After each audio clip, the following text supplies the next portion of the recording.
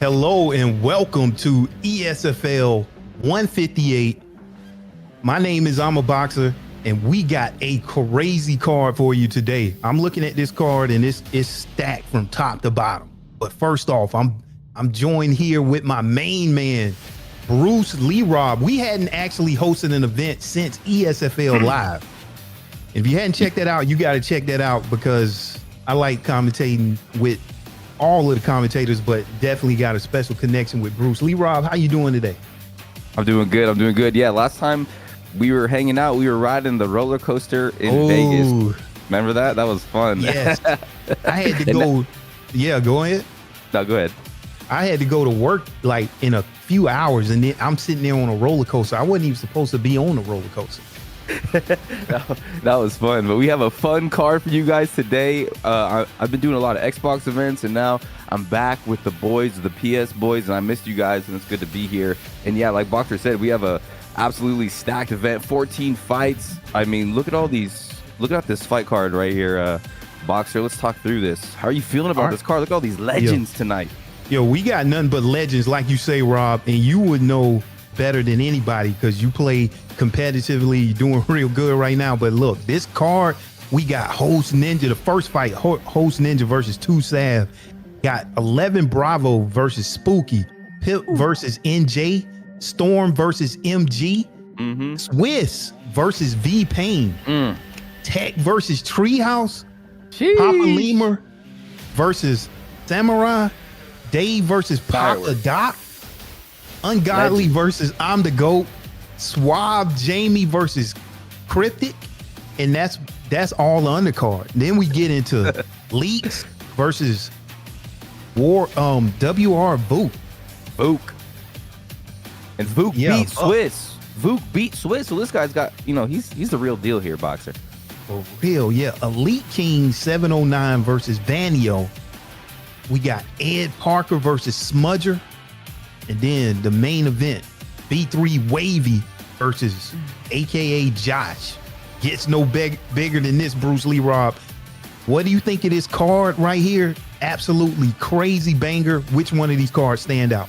Yeah, this card is just so darn on point. I mean, it's just straight fire. I mean, your first fight of the night or your second fight of the night, Spooky MD. I'm really excited for him. I cannot wait to see the Wrecking Ball Swiss on Fight 5 versus Payne's.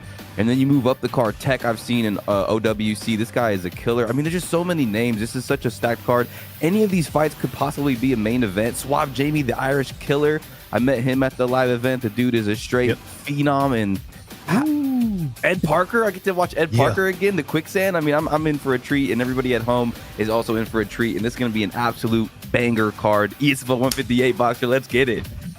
Yeah, let's get into it. Okay, so we may or may not get into the first fight of the night. So we're going to start with the second fight on this card. And this is going to be 11 Bravo versus Spooky. Bruce Lee Rob, let me know what you know about these two. All right, guys. Yep, 11 Bravo versus Spooky. Spooky's ranked 30. A lot of people had some high hopes for Spooky. I do as well. He plays all the time. Super well-disciplined, well-trained, but he did lose to Tree. He lost to EliteKings, and now he really needs to get a win back against the door, but he's playing a guy that hasn't gotten a win yet either, Boxer. 0-1, 11 Bravo, lost to TK Cryptic, and 11 Bravo is such a calculated striker, but Spooky is so dynamic in his striking and his ground game and his ability to get the side control position. Who do they pick? I'm not even looking at the screen right now. Who do they pick, Boxer? Yeah, they got Kamaru Usman versus Shavkat. So I love this matchup because a lot of these fighters are, I mean, these two fighters here, they're well matched. You got both fighters with great striking.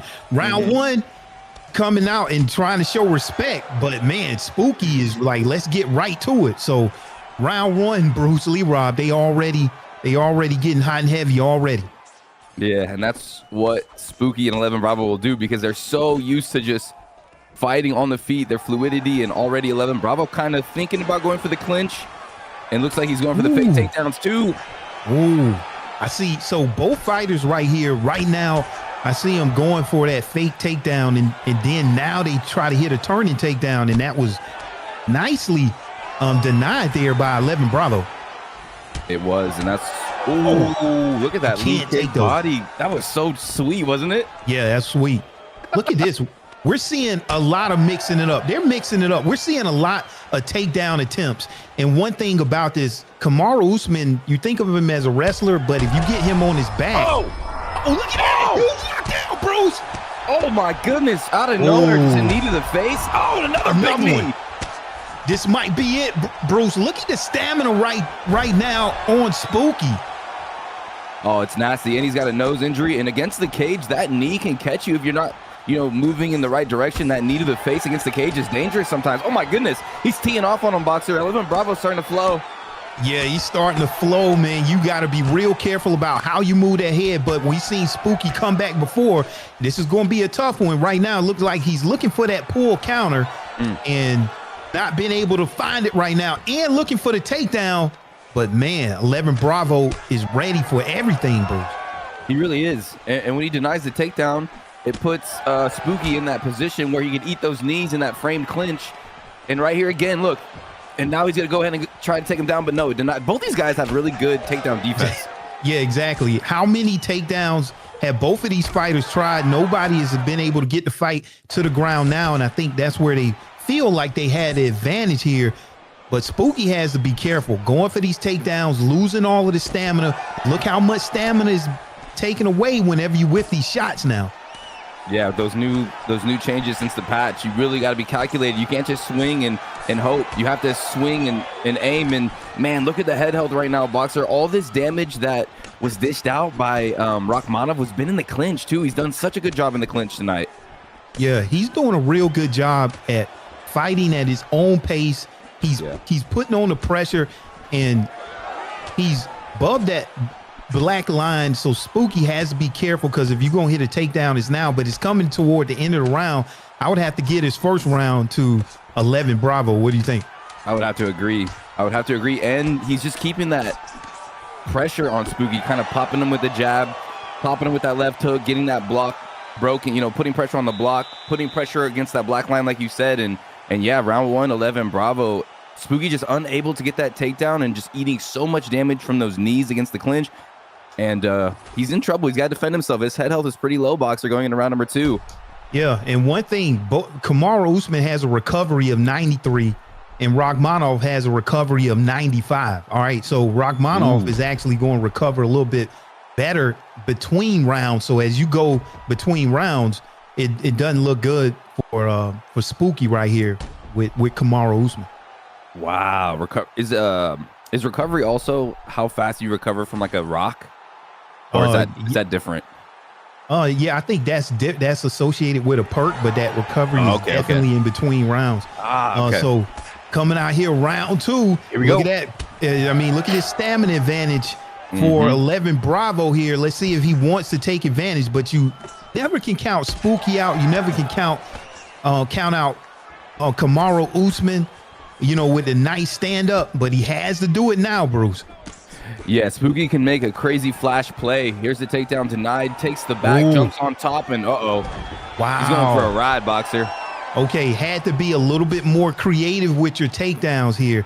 So you end up getting the back, you end up now for the backpack, and now you get the takedown, okay? But then now you get reverse, Bruce. Yeah, full guard reversal, he gets it. Sometimes that's hard to get, and on top, trying to all sorts of feints here, going up, and finally stacks. He stacks him. Oh, yeah, here it is. Yes. Now this is where Kamaru Usman is going to shine, because he has a top control of 95 and a ground strike in a 95. Rakhmonov on the bottom is only a 92. So this is why both fighters wanted to go to the ground, Rob, because they knew they would have an advantage, whoever was on top. 100%. And Spooky, this is where he shines. His striking is so good, but if he gets you into these positions, especially the side control, he is a legendary side control practitioner. That's where he wants to go, and 11 Bravo knows that he cannot let him get to that side control position. Yeah, and see, this is the thing. Okay, so now Spooky is doing what Usman usually does in a fight. He's going to grind. And so now if you can take this second round, maybe even finish it from here, but at least go into the third, and it could be anybody's ball game. As you can see, look at these huge shots right here. You can't take these from Kamaru Usman. You cannot. And he's trying to follow with the elbow right now, dropping Usman bombs. And there's 11 Bravo able to slip. And that creates that half guard scramble and a little bit more safe here. Yeah, I think Spooky has caught up somewhat on the stamina discrepancy between both of these fighters here. And maybe minute 15 left. And look, Bruce, he hits a reversal. That was sneaky. That was really good by 11 Bravo to sneak to that top position. Oh, he's posturing up here. He's landing some bombs. Yeah, you don't want to take these. You got to survive here for another minute, without really draining your stamina from both of those guys, because this position here can drain stamina, even if you're on top trying to rain down those bombs. You really, all right, here's this dangerous side control. Let's see how he gets out or if he stays here and takes damage. Ooh, Spooky denies that posture up position from the bottom. There goes 11 Bravo, sneaks right into full mount. Can he get this denial? No, he doesn't, but he goes right back to it, but denied from the bottom. Spooky and 11 Bravo Boxer are both playing so well tonight. Yeah, both of these guys playing well, and look, he's able to get some ground and pound. See, whenever you have Kamaru Usman, can you believe Kamaru Usman's bottom control is a 89? So if he was able to get Kamaru Usman on the back, then he's in trouble. However, never know how the judges are going to see it, but maybe that round goes to Spooky. Either fighter, I would have to take round 3, Bruce. I know I wouldn't feel comfortable if I was either one of these guys. Definitely never comfortable going to these judges in UFC 5, but yeah, that round was so close. A lot of replays going into the favor of 11 Bravo, but definitely a lot better round for Spooky. Round number 1 was all 11 Bravo, so much closer, but yes, third and final round. Whoever wants to win this fight needs to take this round right here. Yeah, exactly. Okay, a little bit more even stamina, and let's see what these guys got on the feet. And so Spooky is still sticking to his game plan, and he's going for that takedown, but he's paying for it right here. 11 Bravo able to, just evade this takedown all night, Bruce. Yeah. And then makes him pay every. Oh, they're swinging, exchanging good shots, landing for both guys. But Spooky doesn't have the head health to really exchange here, and 11 does. Oh, but these shots are connecting for Usman. Oh. Yeah, you got to be careful, man. These are some heavy shots, but Usman has a cut eye. Well, not necessarily. It's compromised. The ref isn't looking at it yet, man. But I'm liking the head movement now. See a huge rock there from Rakhmonov. Can he knock him down, Bruce? First knockdown. Down he goes again. Oh, and 11 Bravo starting to surge. Uppercut connects. Flush. Spooky stumbling backwards. Oh, and it might be all downhill from here, Bruce. But you never know. You never can count out Spooky. But another knockdown here. And can he finish it? Top mount. Kamaru Usman in a bad situation, Bruce. Oh, man. Big hooks. Hook. And that's all it took. Put it in the book. Yeah. Man, that was a great fight. That fight could have went either way, but 11 Bravo coming out looking real strong against Spooky. I mean, he just had everything going tonight. What did you see from both of these fighters? Yeah, I would have to agree. 11 Bravo, perfect takedown defense. Every time Spooky tried to go to the ground, he would deny it, and then he'd be put in that clinch frame position. He'd land knees, put him against the cage, land a big knee in the first round, got the knockdown. Round 2, we saw Spooky kind of come forward, get that takedown with Usman, and then he started doing some damage, but then round 3 was the finish. So both guys fought good, Boxer, but I have to say 11 Bravo just looked really good tonight, beat a very talented opponent in Spooky, and finally gets that first win in the PS division. Yeah, that was a great display of just takedown defense. The only takedown that I remember seeing in that fight was when it was a takedown canceled, took the back, and did a backpack.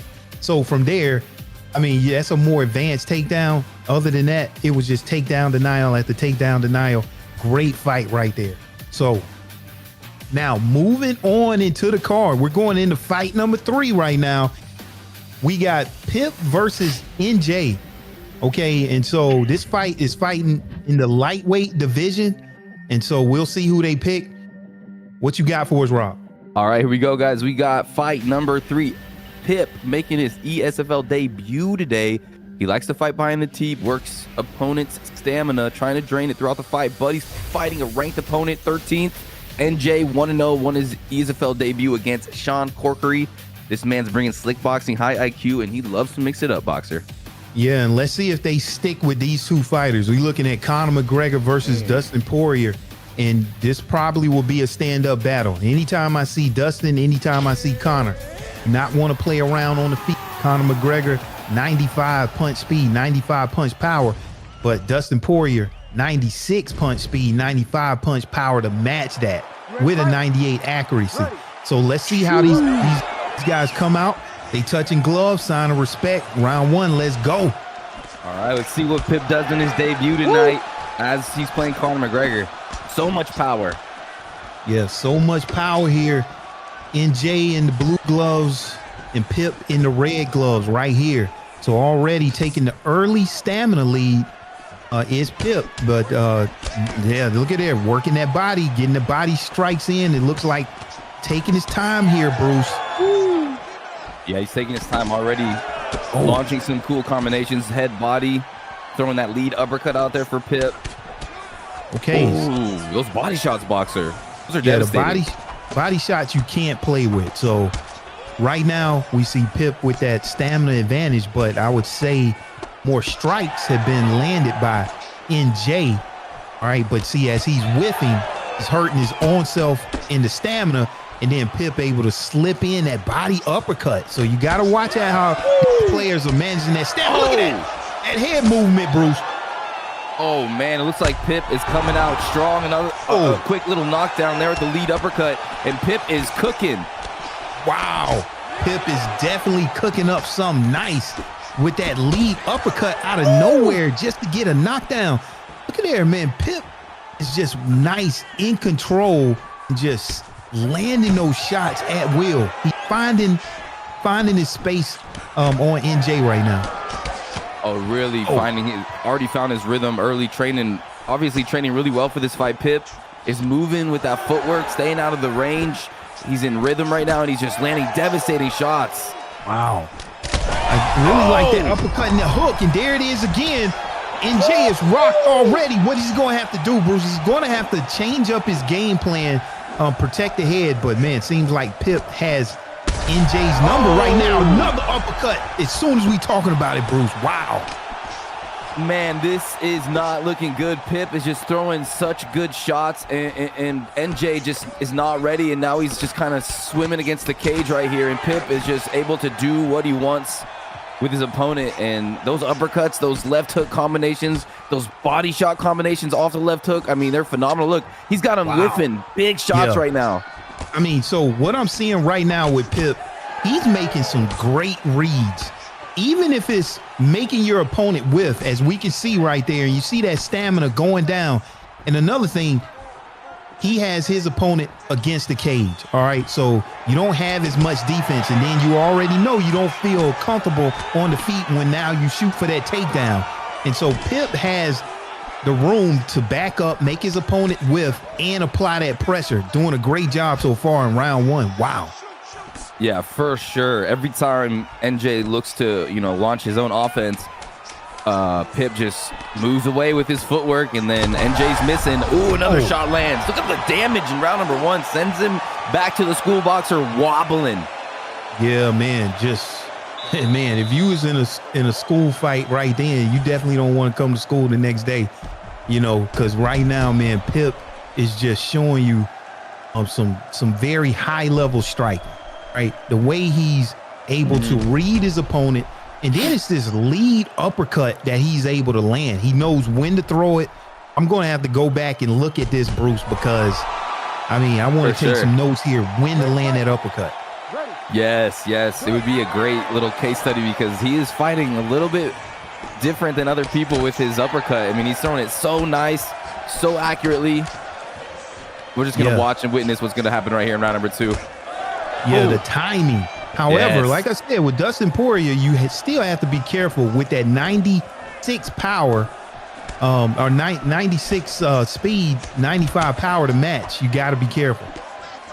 You really do. It's just, look at the footsies, that simple. Oh my goodness, that sidestep was beautiful. Wow, sidestep the front kick. Another Lead uppercut for the knockdown, and then still mixing it up here, Bruce. Oh and my I think goodness, his he's hips getting over. ready to let them hands go. He's fighting like a surgeon right now, just straight precision. Bang, uppercut lands. Ooh. Everything he does is so meaningful and calculated, boxer. Yeah, right now, man, Pip putting everybody on notice. He's definitely fighting at a nice high level here and just taking his time. And right now, this is where you got to fight in the bag pretty much. It's just a matter of how you're going to finish this off. You have the nose already really damaged from Dustin Poirier. Pip is applying that pressure. I don't know if there's anything NJ can do right now, but he's doing a good job from hanging in here for this long. And you're still in the fight, but man, Pip is just doing everything right now, Bruce. He is. He's looking to put a masterclass performance here in the Esports Fight League. Oh. Buckles him to the body. NJ can't breathe, boxer. He's just walking around like a zombie. Man, he needs to catch his breath. Oh, wow, look at that. We got, oh, he shows respect. Like, oh my goodness, That's disrespect. Bruce. What? On the way down, Bruce, man. Watch out for Whoa. Pip, y'all. Watch out for Pip putting people on notice. Wow. He's about to hit the Pip stop. Yeah, for real. Oh. You really don't see a pull shot to the body. No. Man. That was perfect, too, because he leaned back, which makes it even more vulnerable. Pip is Oh, man. nasty. And then, Bruce, it's like showing sign of respect on the way down. It's Bowing Man. down as your opponent falls down. yeah, Is that respect or is that disrespect? I guess man. That's crowd will like, have to decide. yeah, man. Yeah, I don't even know, man. But hey, to come in here, anybody that you fight in the ESFL, they're going to be high level. Even the people that come in and lose. I've been on that side, so yeah. major respect to NJ for coming in here and hanging around. But man, Pip right now got his first win in the ESFL. I mean, that's very impressive. I want to see who he fights next. This is a fight to remember right here, just because of just how in control he was with his striking, understood the range management. Can't wait to see Pip come back, Bruce. Yeah. Same. We're going to be going into fight one right away here. Finally going back to the original host Ninja versus 2 Suave that we're supposed to start out with. But unfortunately, yeah, bro. I mean, dang. I can't wait to see Pip again, and that's going to be really cool. And he fought against NJ 1-0, so it wasn't just he was fighting some scrub. He fought someone that had already been there, has gotten the win, so huge for Pip. Yeah, so as you said, Bruce, we're now going back to fight number one. We got Host Ninja versus 2 Sav. Host Ninja. Now, both of these fighters 0-2, 0-2 for Host Ninja, 0-1 for 2 Sav. So both of these fighters are desperate for a win. They really are. And Host Ninja, ranked 28th, lost to NM Smudger week 1. Here's the picks right here, though. Islam Makhachev for Host Ninja and Dustin Poirier for Luke. 2 Sav 0-1, lost to Josh. How you feeling about these picks?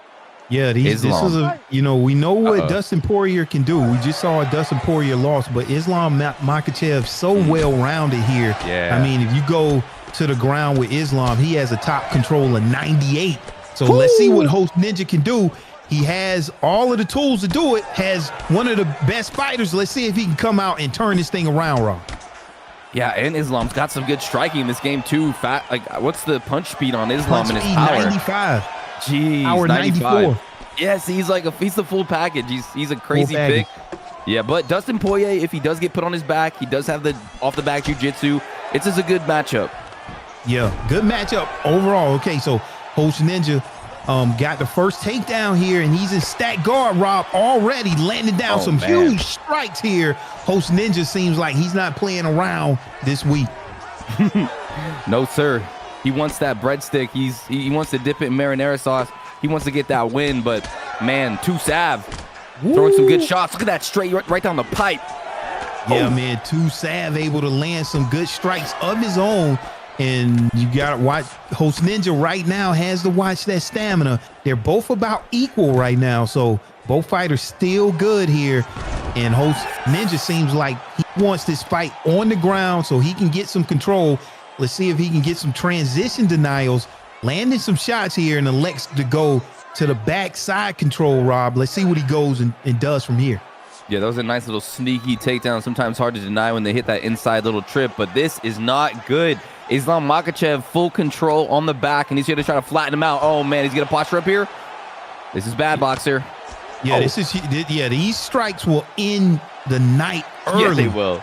And so both fighters are being cautious of what they throw because you're only one transition denial from getting back to the feet, or one catch if you're two Sav, and then Host Ninja is looking to block all of these transitions and keep this position.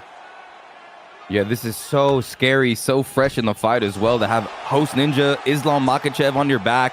He's threatening with submissions. He's flattening him out like a pancake, trying to pour that syrup on top. But he's doing such a good job right now, Luke, staying calm, denying the key positions, and not taking too much damage here, boxer.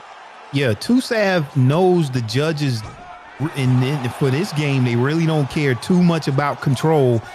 It's just about if you don't take too much damage down here. And so Host Ninja is just not going crazy, with posturing up because he wants to preserve his stamina. So both fighters are fighting really smart right now. They are, but it is. Oh, man, Host Ninja's battering him. He's battering him. Oh! Yeah, I think Host Ninja needs to go for it. We saw some blood on that canvas there, so we know he's done some good damage here. Probably enough to take the round. Yes. Good job by Tusav to avoid that big elbow. And they throw that big elbow, flip your head, and it creates a scramble, and he was able to survive that. But that was a dominant round there by Host Ninja, able to get the fight to the ground early in the round and just put him on his, flatten him out, boxer, and pretty much dominate. Yeah, exactly. That's exactly what Host Ninja wants to do. You can't feel too good about round one. You got to clear your head because you have to do it again. But for Tusav right now, let's see what he can do because he's coming out full stamina. Can he take advantage and turn this fight around? Yeah, he didn't take too much damage. There's a takedown. Can he get? He pulls guard. Beautiful job denying that by Tusav. That's what you want to see. Yeah, and you have to be real careful because that's a tricky takedown there because you have to deny, your regular takedown and then let go of L2 just to, bang, bang. Bang, bang. Like you say, took him down, man. Looks like Host Ninja right here is in full control, and now he's exactly where he wants to be. And let's see if he is able to take that back again. He usually throws one shot. Darce. Okay, right now he went for the Darce, Bruce. Let's see what he's done. Look at his stamina right here. Uh-oh. He's just draining. Oh, he actually escaped, though. That was beautiful. Wow. He had a sliver of stamina, boxer, and he was able to use that to race. Big play by Luke. Yeah, big play by Luke. I mean, you have to be very fast in that Darce to deny that transition there. But that was just a straight stamina drain. But look, Host Ninja just knocking his opponent down again, Bruce. Can he finish it right here? Here comes the elbow. Are you noticing the camera is a little bit different? It's like shaking around. What kind of camera is this? It's like interactive the camera or something. does seem different. Look at this, look at this top mount. You never know what can happen here. Oh, he did. He lets you go right to the feet. Interesting. He didn't even. Yeah, he didn't want no parts of Host Ninja on the ground. And let's see if Tusav can turn it around. He didn't want to be on the ground, but now he's on the feet. So let's see what he does. But he stays on his feet. Good job there. What a shot. That was a huge shot there. Timed it perfectly. Hit the knee and able to counter with the hook. Man, Host Ninja getting it done. Erasing that 0 in the win column here with a beautiful highlight knockout there, Bruce. Yeah, Host Ninja came to party. I mean, his opponent was just so worried about that takedown after that control that he was just throwing those wicked hooks. You saw him try to throw the knee. It looked like to me that Tusav was so worried about getting taken down and controlled that he left his defenses on the feet a little suspect, and he was just eating too many big shots. But that was a huge win for Host Ninja. Yeah, whenever you have an opponent that's dangerous on the feet and on the ground, it definitely affects your defense because you're worrying about the takedown. a little bit too much, right? So Host Ninja able to come out and just push this fight at his pace and finally get a win this season, 1-2, on the path to victory. So good job, Host Ninja.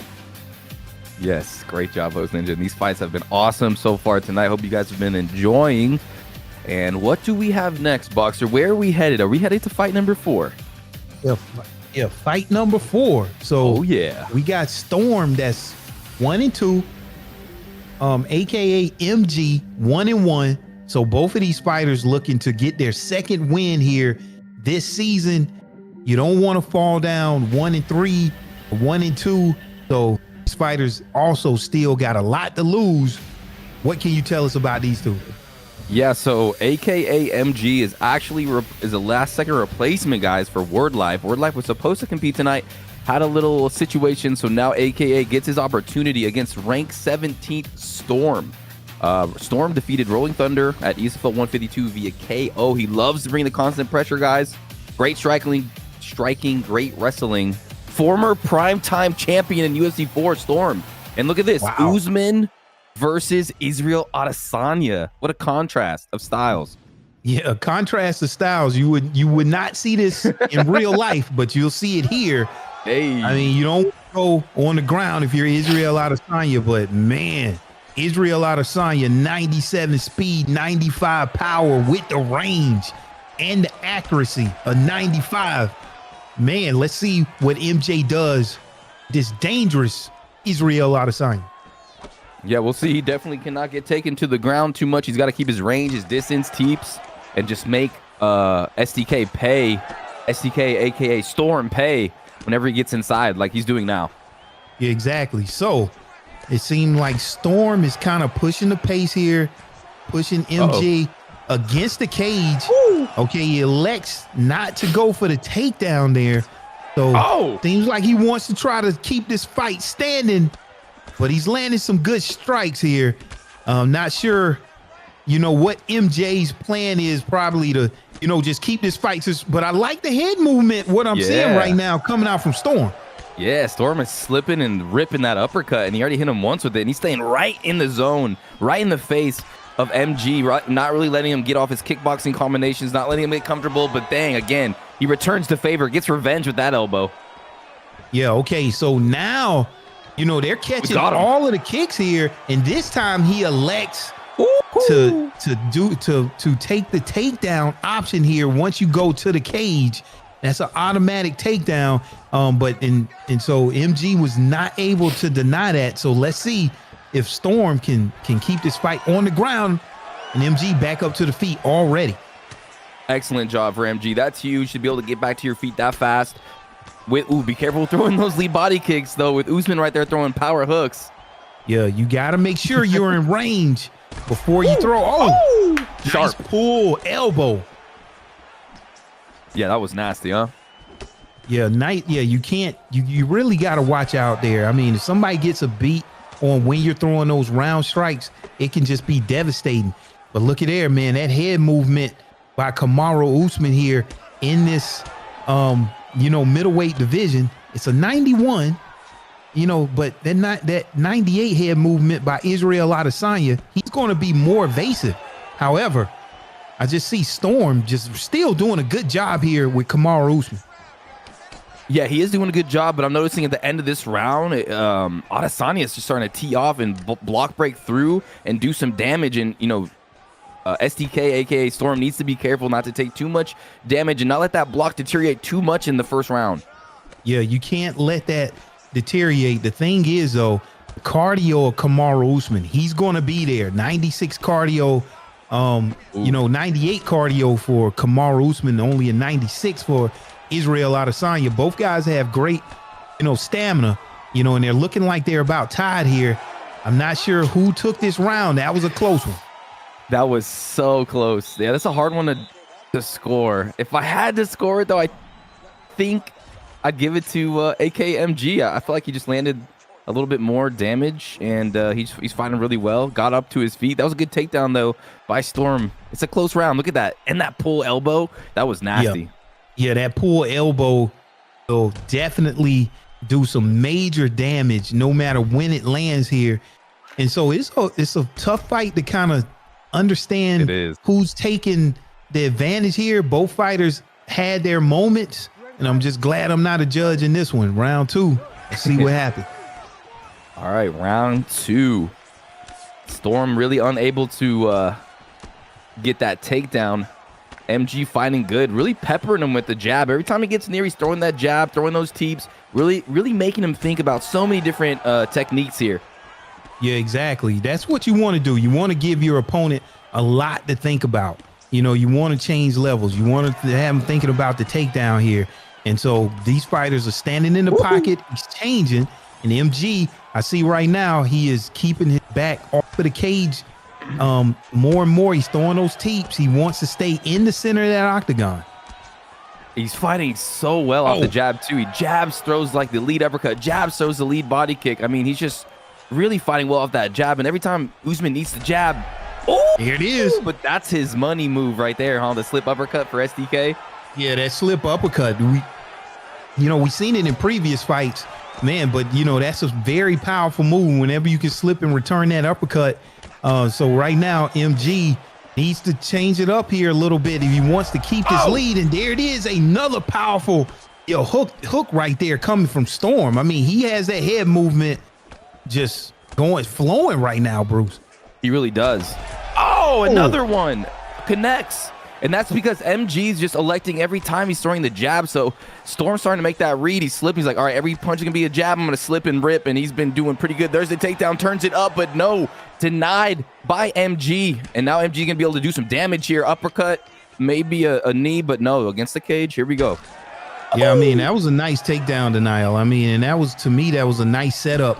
Whenever you got your opponent worrying about, slipping correctly, and then you mix in the takedown, but MG was right there on it. And again, this is another round that's very close. I can't give it to either fighter here, but right now, Storm is just doing a good job on the feet with Kamaru Usman. He is doing a good job for sure, but I think MG is starting to pick him apart here a little bit, Boxer. I don't know if that block is going to be able to hold up his style, because, man, MG is just throwing and peppering him so much whenever he's inside that pocket, and I just don't know how much longer he can stand his ground like this. SDK, that is. This is crazy. Yeah, I mean, MG is doing a good job. I mean, anytime you're talking about Israel Adesanya, I mean, he's able to throw a lot of strikes, and then he's landed all of these teeps there, and then sidesteps the return teep of Storm. So he's doing a good job there, and he swayed right into that right hook there coming from Storm. Ooh, he ate that one. They're kind of exchanging. 30 seconds left. The head health solo on Usman. The block blinking like crazy. Oh, body shot, though, connects, and Matador is just walking him down there, throwing slips, straight punch, and they are exchanging. Wow, man, these guys standing right in the middle, just going toe-to-toe. And usually you don't see this. You usually see Kamaru Usman able to take down Israel Adesanya. But look at this round here. I mean, you never know by even looking at, those in-between scorecards that's not official. But yeah, you're right. It looks like MG definitely had a good round, landing the most significant strikes there.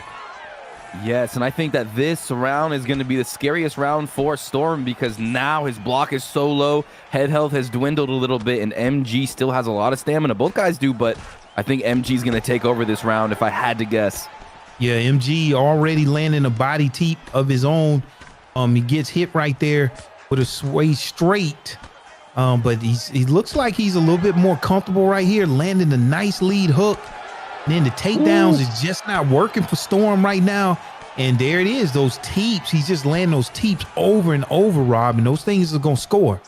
Yeah, it's like MG's just kind of landing shots, not trying to go for the finish, but just tapping them, popping them, teep, jab, lead hook, and then eventually one of these is going to hurt. Yeah, exactly. So we got only 3 minutes and 40 seconds to go, and Storm still sticking to his game plan.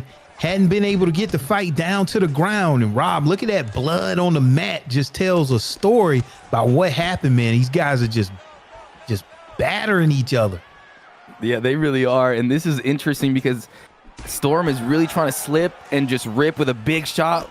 and MG's just trying to pepper him right now, and it's so close. One of these shots from MG is going to eradicate Mr. Usman, but if Usman could slip a perfect shot, he's done enough damage to the head boxer where he could win as well.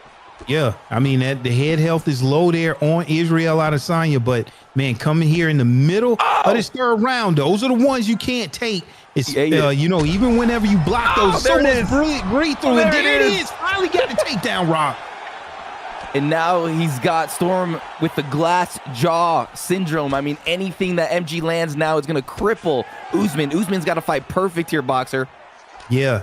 Whenever someone lands that head kick, I mean, there it is.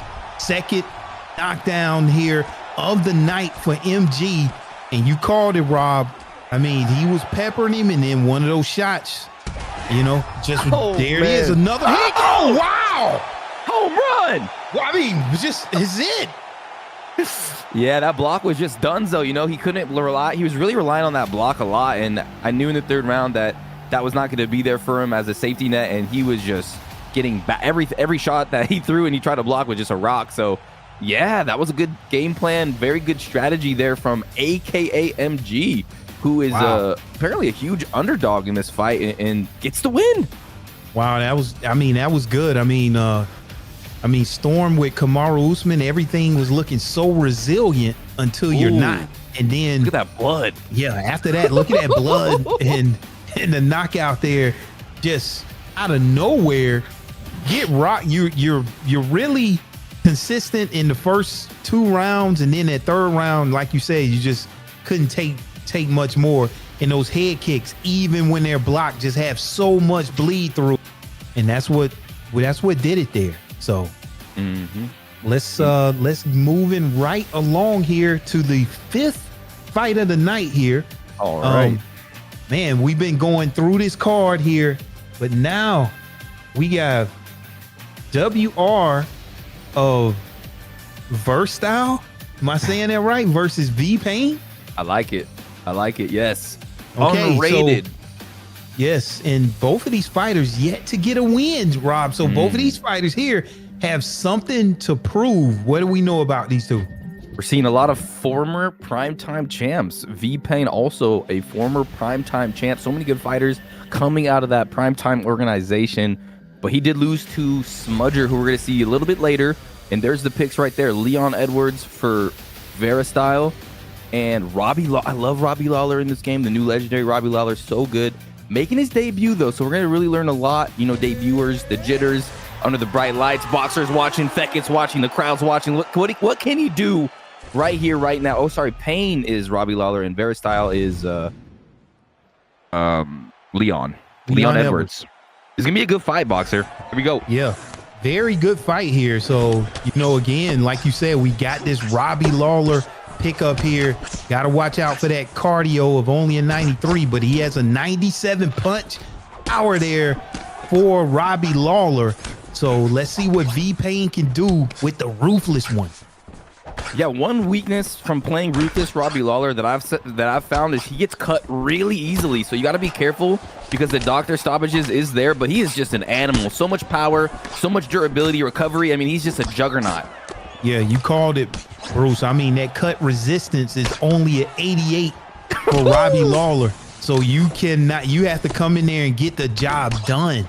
I mean, you got the tools to do it with a 97 punch power, and you got to move that head, which Payne is doing, but you don't want to get hit because, I mean, the technical master that Leon Edwards is with Veristyle here, he can definitely do some damage of his own. He can. And with Leon Edwards, I love Leon Edwards because he's so fast. His striking is so clinical, and he's got some nasty kickboxing and great ground game. And right now you're seeing Veristyle being very long, launching those teeps, throwing the leg kicks, and really making this a distance fight, a kickboxing fight. Yeah, exactly. And that's exactly what you don't want to do with Leon Edwards. Kick power 95, kick speed of 96. You know, so if you can get those those kicks off by Leon Edwards, and that's exactly what he's doing, And you know, maybe you can wear down on that 93. And look at that defense. I love that sequence right there. Yeah. You're able to move your head, you're able to duck, you're able to sway, pull, do whatever you need to do. It shows you just how high level these fighters are.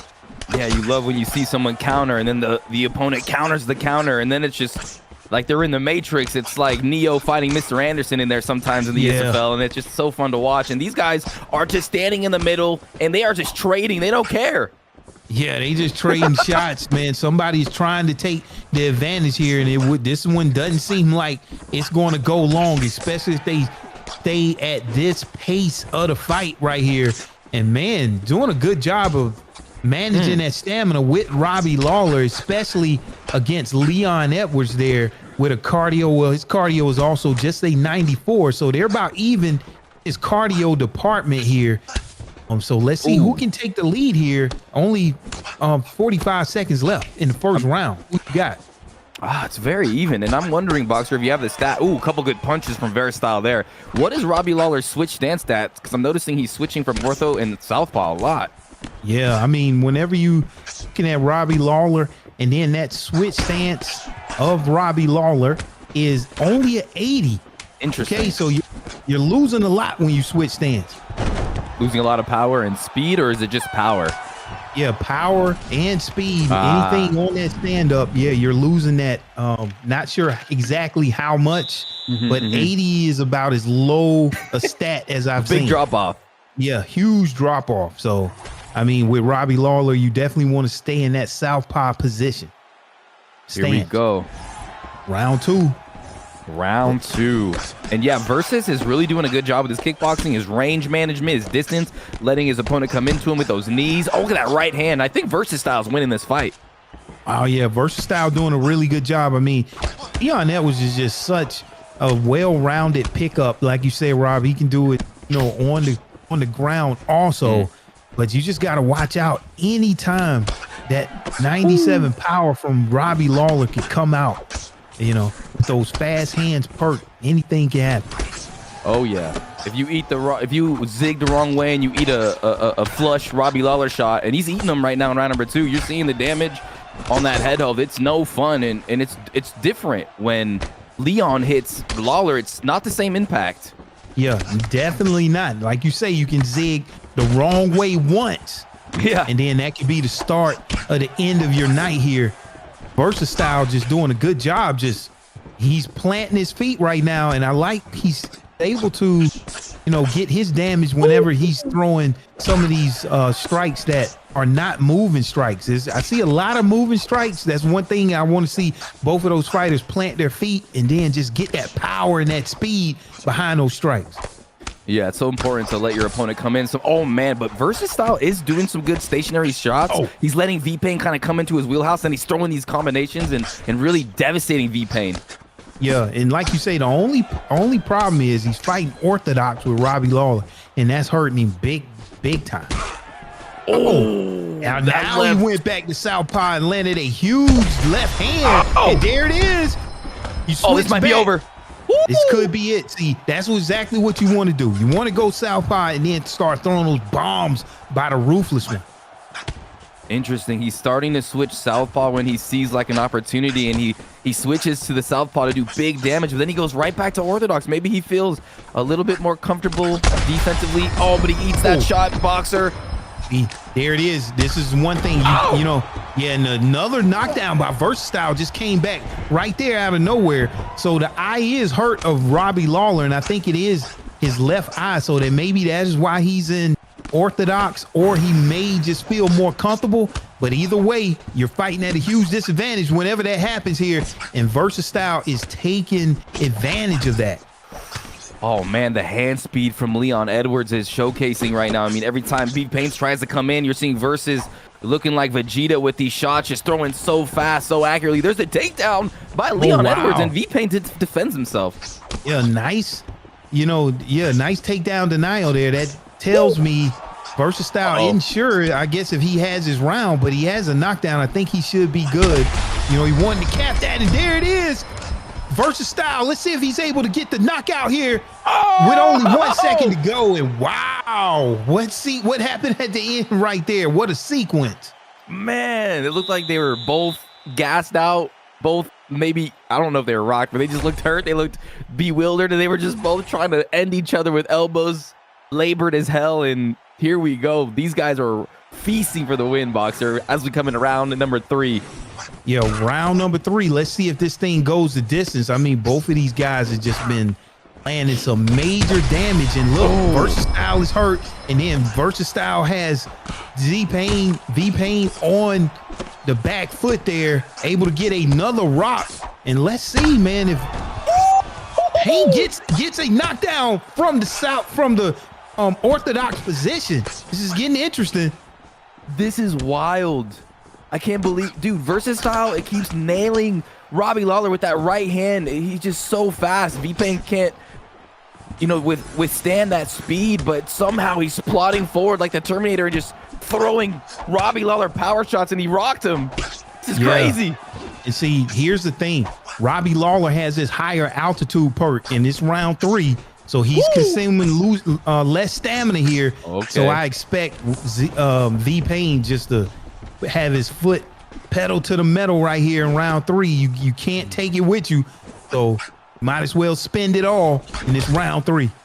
We got to remember this fight, Boxer. This is candidate for fight of the night. These guys are letting it all hang out in there. Both guys have been rocked. Both head health is very low, and this could be anyone's fight as they bloody and bludgeon each other in the center of this esports fight league Octagon. Yeah, coming up on the middle of this 3rd round here. And man, both of these fighters are having amazing, footwork, head movement, Versatile whiffing a lot of those lead hooks there, and I still seeing a lot of moving strikes. It's just going to be whoever plants their feet and just takes advantage of those faster strikes. And definitely Versus is the faster guy, but somehow, eats one on the way down. And Payne was doing such a good job moving his head and just barely staying in the fight, standing right in front of Leon Edwards. But now we're on the ground. The first time we're seeing these two on the ground. Let's see how this plays out. On top is Versatile. Yeah, so Versatile doing a good job here, because this is where you want Robbie Lawler. He only has a bottom control of 86, so not as dangerous, dealing with Robbie Lawler on the ground, and then a top control of 93 and ground striking 92 for Leon Edwards here. So he definitely has the advantage here on the ground, but you only got 45 seconds left. Can you posture up here and land some damage that the judges are going to care about? Ooh, he's going to sink in an arm triangle here, Boxer. He's going for the win. A little bit of a delay there, but he's got a big stamina advantage. Let's see how Payne defends himself here. It's going to be tough. Okay, now. Okay, we're here. Okay, V-Payne is just trying to survive. Drops an elbow. Wow, what are the judges going to do? You never know how these judges are going to call it, Rob. I've seen it go just any kind of way. Both fighters suffered knockdowns here. Who knows? I think I know now. I think if I put my money on the line, Boxer, it's going to be Versus Style with the win. What do you think? You want to bet on it? Hey, nah, do not. I do not, because I've seen it go either way. All right, here we go. That was a good fight, though. Man, Payne was really just somehow hovering right inside of the pocket of Versus and surviving. That was a wild fight. Wow. Fight of the night candidate, in my opinion, here, guys. Yeah, you're right. Yeah, Versus Style comes out and gets it done with a very close fight. 0-0 first, so he's good. Versus Style going to 1-0 here, and V-Payne drops to 0-2. A very tough fight there, man. For these guys in Division 20, great fight, man. It's just, man. It's insane. 30-27. Both guys put on a performance, and it was just Versatile able to, utilize Leon Edwards' range and really cook Payne every time he tried to come in. And Payne with a kind of a weirder style with Robbie Lawler coming out in the ortho 80 switch stance, kind of hindering himself a bit. But hey, fought well. Yeah.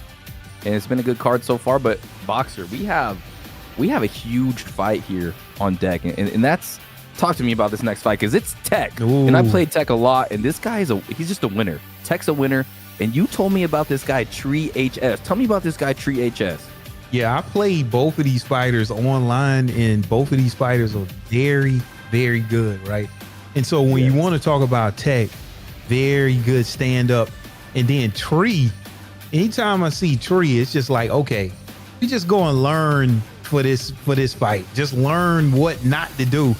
And Tree's first fight here in the ESFL this season, I mean, man, just a takedown wizard. So, Bruce, what you got for both of these fighters hitting the round one? Yeah, we have. So Tech is just on the cusp of top 10, ranked 11th, and Tree is ranked 12th. So this is a big fight to get into that top 10 on the PS side. And Treehouse, like you said, he's a ground wizard. And with Charles Oliveira, Bronx Oliveira, Tech has his hands full, but he does have some powerful paws with Chandler, and he's already putting the pressure. And I would say Tech is a technician on the feet. He's so good. I'm a really good striker. Tech's better, and he's a savage. Yeah. Now, one thing about Treehouse, which is so interesting, you rarely see any punches thrown on the feet. Really? If any, on the ground. Hadn't seen any this match. Just notice it. He's just going for takedown after takedown. And the thing is, the takedowns are going to come from all angles. You see, it's just not going to be a regular takedown. You're going to have to determine if he's going to do a backpack. Is he going to do a turning takedown? Is he going to do a regular drag? You know, I mean, you know, he's going to get the fight to the ground some kind of way. And it's crazy. It is crazy when you're fighting a guy like this, so good on the mat, so good at getting you to the mat. And we're going to really see what kind of ground game Tech possesses here, because he's playing one of the best ground practitioners, maybe in the ESFL right now, one of the best. And right now, it's not looking good. On top, Charles Oliveira. And the only thing I can say is, you know, Tech's handling himself pretty well, and he's not getting into too many precarious positions here. Yeah, so look at this notice. All right. Right I there. spoke too soon. Yeah, your opponent is throwing strikes and he transitions right through it. Okay, now from this top position, see Treehouse finally throwing some punches here. And I think that's the right thing to do, to land some damage, especially if you don't get a submission in round number one. So back to the feet here. And that's a good job, because usually when fighters go to the ground with Tree, they do not get back up. Yeah, that's a huge moral victory for Tech. He's letting Treehouse know, hey, you can take me to the ground, but I'm going to get back up in here again. He defends himself, and now he's going to have to do some damage in the clinch. He actually throws him to the ground, surprisingly. Wow. Interesting play, and then gets the deny boxer. Yeah, this is very dangerous here. You know that's the only position. Oh, wow. He has Tree in the crucifix. Bruce landing out some huge ground and pound, huge elbows. He's getting crucial denies. He's landing some sharp elbows, grinding the beautiful face of Charles Oliveira right now. Boxer, this is crazy. Yeah, this is crazy, but I would not mess around with Tree down here. However, you know, all week since Tech knew he was fighting Tree, you know what type of, you know, training that he's done. So he's prepared, and he's coming out showing you, look, I can hang with Tree on the ground. That was a mistake, though. Tech should have gotten that denial, and unfortunately, Treehouse sneaks to the backside kind of for free there. He's trying to lock in that rear naked choke, but wow, I don't know. I think just maybe Tech might have taken that round. I don't know, though. What do you think, Boxer? Yeah, I mean, whenever you're able to get in the crucifix, land that type of damage, I think you match his control. But it goes to the judges, so I have no idea. But you know, I would probably get around, you know, the Tech. So let's see what Treehouse does. Pretty sure he's going to stick to his game plan in round number two. Look at that. Cancel a strike. Look at that, Bruce. Canceling a strike right into a clinch. Just so high level. Yeah, I don't even do that. He slipped right there and got slipped to the clinch, too. Oh, and he gets. Yeah, look at this. What the hell is going on? He's showing you some stuff right now. He's blowing my mind, Boxer. Yeah, he's showing you some different stuff. Like, hold up. Let me show you guys some stuff. And then right here, I'm telling you. Yeah, you might as well let that stamina drain. Perfect look at race. this. Oh, he got him. He clinched him. Yeah, 99 submission offense for Oliveira. This is very dangerous. Tech's already used. I mean, he can't. one more submission, it's over. If he locks Oh it yeah, in it's again. a wrap. Look at the stamina boxer. He does Oh. have a little advantage somehow. Tech is being a little bit more. Why do you think he has the advantage? Because of all the takedown attempts from Treehouse? Yeah, all of those takedown attempts. I mean, we've seen. Wow, gets the reversal. Now he's like, yeah, I don't want to be on the ground, you know, and I understand. But you know, Power! rock there, Overhead! down. That's it! Oh no, it's still my going! God. What a Okay. shot!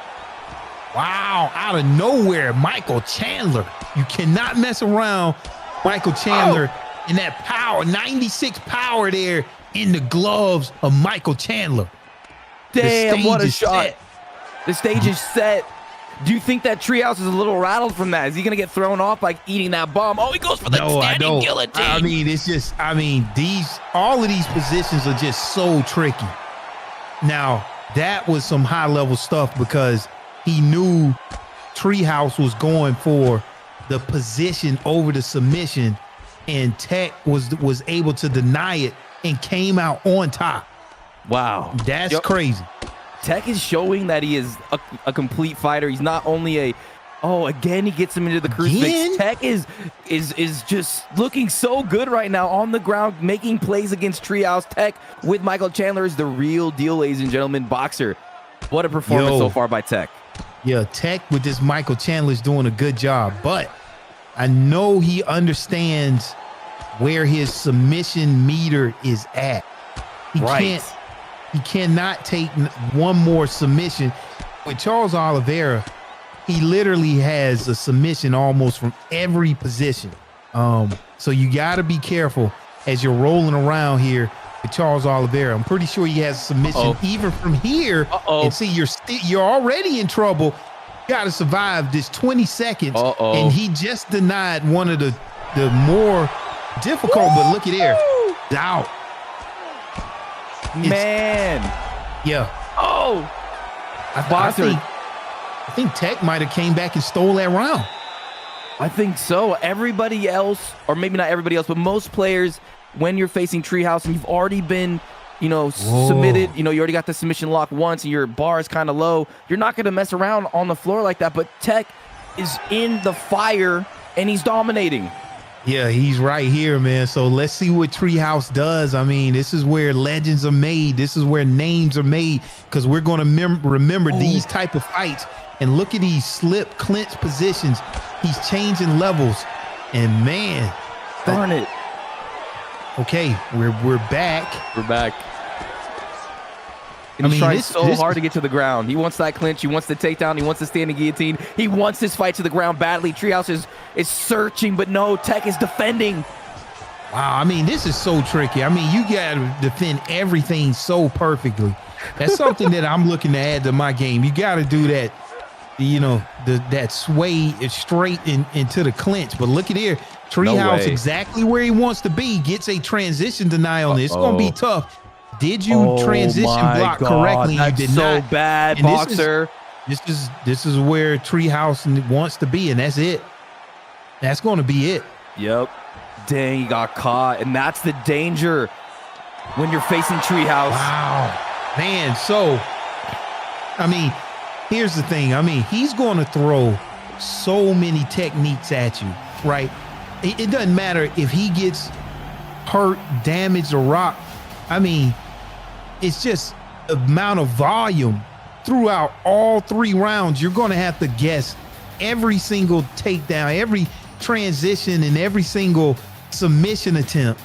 And Treehouse is 2-0 with this unique style of almost throwing no punches, Rob. Very impressive.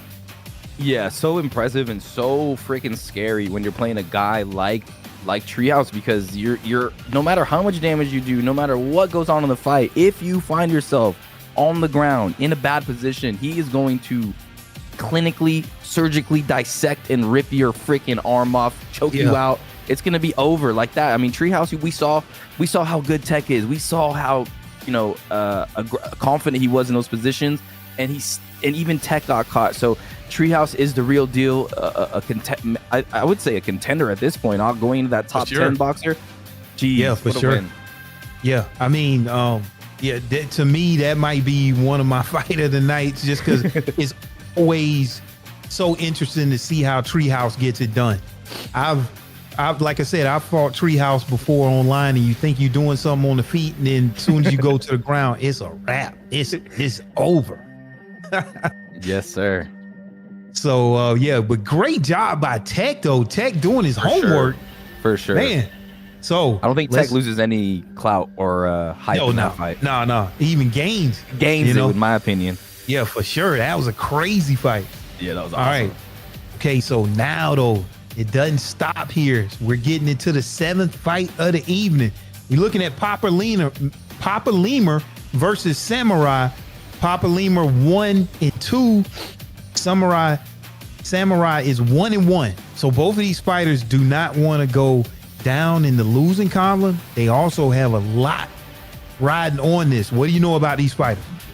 Yeah, it's been a while since, here's the fight coming up on the screen. It's been a while since I've seen Papa Lemur, a legend of ESFL, and I just remember this guy for his brutal leg kicks, his vicious elbows, and his 6 submissions. However, Samurai, kind of an unpredictable striker, and it's interesting because these guys are both notorious for their leg kicks. So we're gonna see, we might see a soccer match where they're just freaking launching leg kicks, power leg kicks on each other, and it's gonna be interesting. What were the picks? Was that I missed it? Yeah, so you have Alex Pajeda, and you got Jan Blachowicz. Okay, right. So you gotta watch out for that Polish power of Jan Blachowicz, but then you get this 98 kick power and 96 kick speed with Alex Pajeda. So, let's see if it's going to be a soccer match. Ooh. And yeah, here we go. We got these kicks going, and this is the light heavyweight division, Rob. So these guys going to be swinging some major heat. Can't take too much from either side. You cannot. You got to be so careful. These guys are such heavy hitters in the light heavyweight division, and ooh, nice shot. And Lemur already landed 2 leg kicks off the combination, two calf kicks. So he's implementing his game plan early with the leg kicks. But man, Samurai is landing some good shots with Alex Pereira. Hey, yeah. Yeah, and see, look here. See, these leg kicks you can't take, from Jan Blachowicz because that's a 97 power on those kicks. But look at that huge knockdown there already coming out from Papa Lemur. Wow, Bruce, coming out, scoring a huge knockdown. That's huge to start out round 1. Yep, that was insane. Finally, Samurai checking that kick, and Papa Lemur on the right here. Oh, he's lucky that didn't just eliminate him. Yeah, exactly. I mean, that's exactly what you want to do when somebody's throwing that head kicking, and then, man, I mean, Papa Lemur coming right back here. And throwing another head kick. Samurai was the one with the knockdown. Want to make that correction. But man, I mean, I don't know who's ahead. Both of these fighters are hurt. You see, both of their eyes are hurt right now. Both fighters landing huge. Whoa. And look at that. And look at that full party, Bruce, as you coined a couple years ago. But whenever you pull, right, and you get pulled, you know you might as well pull yourself because it's coming right back. Yeah, that's something I'm working on. Pulling the pull. It's pretty tough to do if you're not used to it, but these guys are so good at it.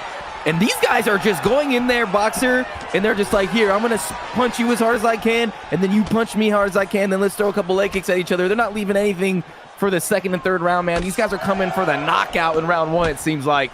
Yeah, exactly, and that's exactly what you want to see. I mean, this is a technical fight, but these guys are landing some huge shots right here. Leg damage. And there it is. As soon as I said it there, for Lemur, there, able to land a huge, and then another rock back there for Samurai. Can he get another knockdown? And it's only 25 seconds left. Can he get the finish, Bruce? He can, and he will, wow. And he did. Oh, man. The power of Alex Pereira is crazy. It's crazy. 97 power there in the hand. You've seen him at the end of his combos with no stamina rocking him. Yeah, man. I mean, Alex Pajeda is scary dangerous in this light heavyweight division. And I mean, this is no slouch. I mean, he got a TKO on Papa Lemur. This is crazy. That was fast. That the pace of that fight was just so fun because it didn't seem like they were worrying about the second or third round. They were just out there swinging everything that they could, throwing the kitchen sink at their opponent. And man, the kitchen sink hit Papa Lemur in the head too many times, and he went down. Sure, and he went out down the drain. And man, Bruce, that was the first round knockout of the night. Okay, so that fight went by fast, but we're going to keep it moving right here. And the further we get into this fight card, you know, we still have, you know, bigger names as we go through this fight card, right? Yeah. And then if we just look back, you know, we had some really good fights of the night. I mean, still so many good fights. Still thinking about that Treehouse win against Tech. Oh man. Yeah, we had Host Ninja get his first win. Whew. You know, so and you know, one thing to mention, Host Ninja is with a new he's with a new camp now. He joined Hit Squad. Ooh, where was he before? He was with Dark. But what happened to Dark? Dark got disbanded. Dark got disbanded. Now the new camp, Phoenix, from the ashes of Dark, coming up. We're gonna see Swiss LeBix in Dark later. The Wrecking Ball. I don't know. Is Papa Doc still in Dark? We don't know. Yeah, I have no idea. It's gonna be insane. Yeah. So we're having a little technical difficulties with this next fight, but man, I was talking, you know, with you, Bruce, backstage about, you know, just, you know, fighting in ranked and just, you know, how competitive it is right now. It's a lot of great guys out there on ranked on the PS5 side. It's crazy. Yeah, the skill level on PS5 is insane, and you're seeing all these new and upcoming fighters, and then you're getting to see like the old dogs come in, the vets like Swiss, the old legends kind of mixing in the scene. So much skill, so much talent coming up in the scene right now. It's just so cool to see the old versus the new and to see where they stack up when they come into the esports fight league. And yeah, these fights have been incredible. And I wonder if there's any more jiu-jitsu guys on the bill tonight. And look, you have Leaxe is a legend. I fought him. He runs through me. We have EdParker on the main event. I mean, how have you been feeling about the game these days in the ranked scene? Yeah, the game it's fun. I mean, I'm playing more ranked than I ever played before, and I'll say it to me. This is collectively as a community, this is the best that I've seen. Everybody that you fight, every single rank fight is going to be a tough fight. I don't get too many easy fights. It's like we didn't put out too many tutorials. Everybody just understands exactly what to do. But that's great, right? Because now you really get to the meta on top of the meta. And especially that's what we're seeing whenever we go into the submission game, right? You know, it's like, what do you do once you get down there to defend? I get so many people, you know, DMing me and saying like, it's nothing that you can do. No, there is things you can do, you know, maybe not against Tree, but there's some things you can do. Yeah, there's just some people out there that are anacondas like Tree, and if you make any mistake, you're on the ground and you're just like, no, you have a sliver. They see that sliver and they just lock it in, and it's game over. But okay. Fight 9. Boxer, I will be right back. Feck it, I'll be right back. I gotta use the restroom. I'll be right back. All right. So like we said, we're going into fight 9. We got TK Ungodly versus B3. I'm the GOAT. So if you're not aware yet, I'm the GOAT he's 2-1. He defeated Papa Doc in ESFL 152 by third round triangle. He lost to Leaxe in the main event, and he defeated Papa Lemur. Okay, but he's fighting no slouch and Ungodly. He's also 2-1. Both of these fighters 2-1. Lost to B3 Wavy, defeated Papa Doc. Okay, so we're looking at Justin Poirier versus Dustin Poirier here, and this fight is also very tough. A really great matchup. You got Dustin Poirier with huge power, and then Justin Gaethje, just a phenom on the feet right here. So we got GOAT of MMA in the red gloves. We got Ungodly in the blue gloves. Okay, round one. You got Ungodly pushing GOAT of MMA back against the cage there. But tell you, GOAT of MMA knows exactly what to do. Very patient, methodical fighter. But look at that damage there that GOAT did. Just fought his way back when his back was against the cage. But that means nothing there. It ain't nice ducking. You saw that duck there and already a knockdown. Nice up kick there from Ungodly. But man, Bruce. Yes. Man, GOAT. I'm the GOAT. I mean, man, he just came out and methodically got a knockdown already on Ungodly. GOAT of MMA. I heard there was some beef with GOAT 109. Oh my goodness, he's letting it go. Yo, who's the real GOAT? Is this the real GOAT, or we already know though? I mean, until it's proven, right? GOAT 1099. You know, it's like if somebody came with I'm a boxer, I might have to step back up in here, Rob. I would love that. Yeah, GOAT 1099 is the man. You know, he's a legend. Oh, hello, little short elbow from TK Ungodly. TK finally having some success here with Justin Gaethje. Yeah, Justin Gaethje. He hadn't been there. Look at there, another. GOAT didn't like that. He did not like that. I mean, yeah, that's a pull elbow on the power side. Okay, yeah, I'm the GOAT. He don't care about none of that, bro. He's just walking through all of that. Yeah, he doesn't care. But does his head health care? Both these guys are just getting so much damage accumulated on their head health so early here. This is another one that might not last till the second round. Make it out the first round, and look at there. I mean, woo! These boys throwing some heat. Oh, that's a wrap. He's gonna let him up. Look, GOAT just letting him up. He wants some more time in the octagon to get that highlight knockout. Bang, and it's all she wrote. Man, I'm telling you, man, GOAT is another one.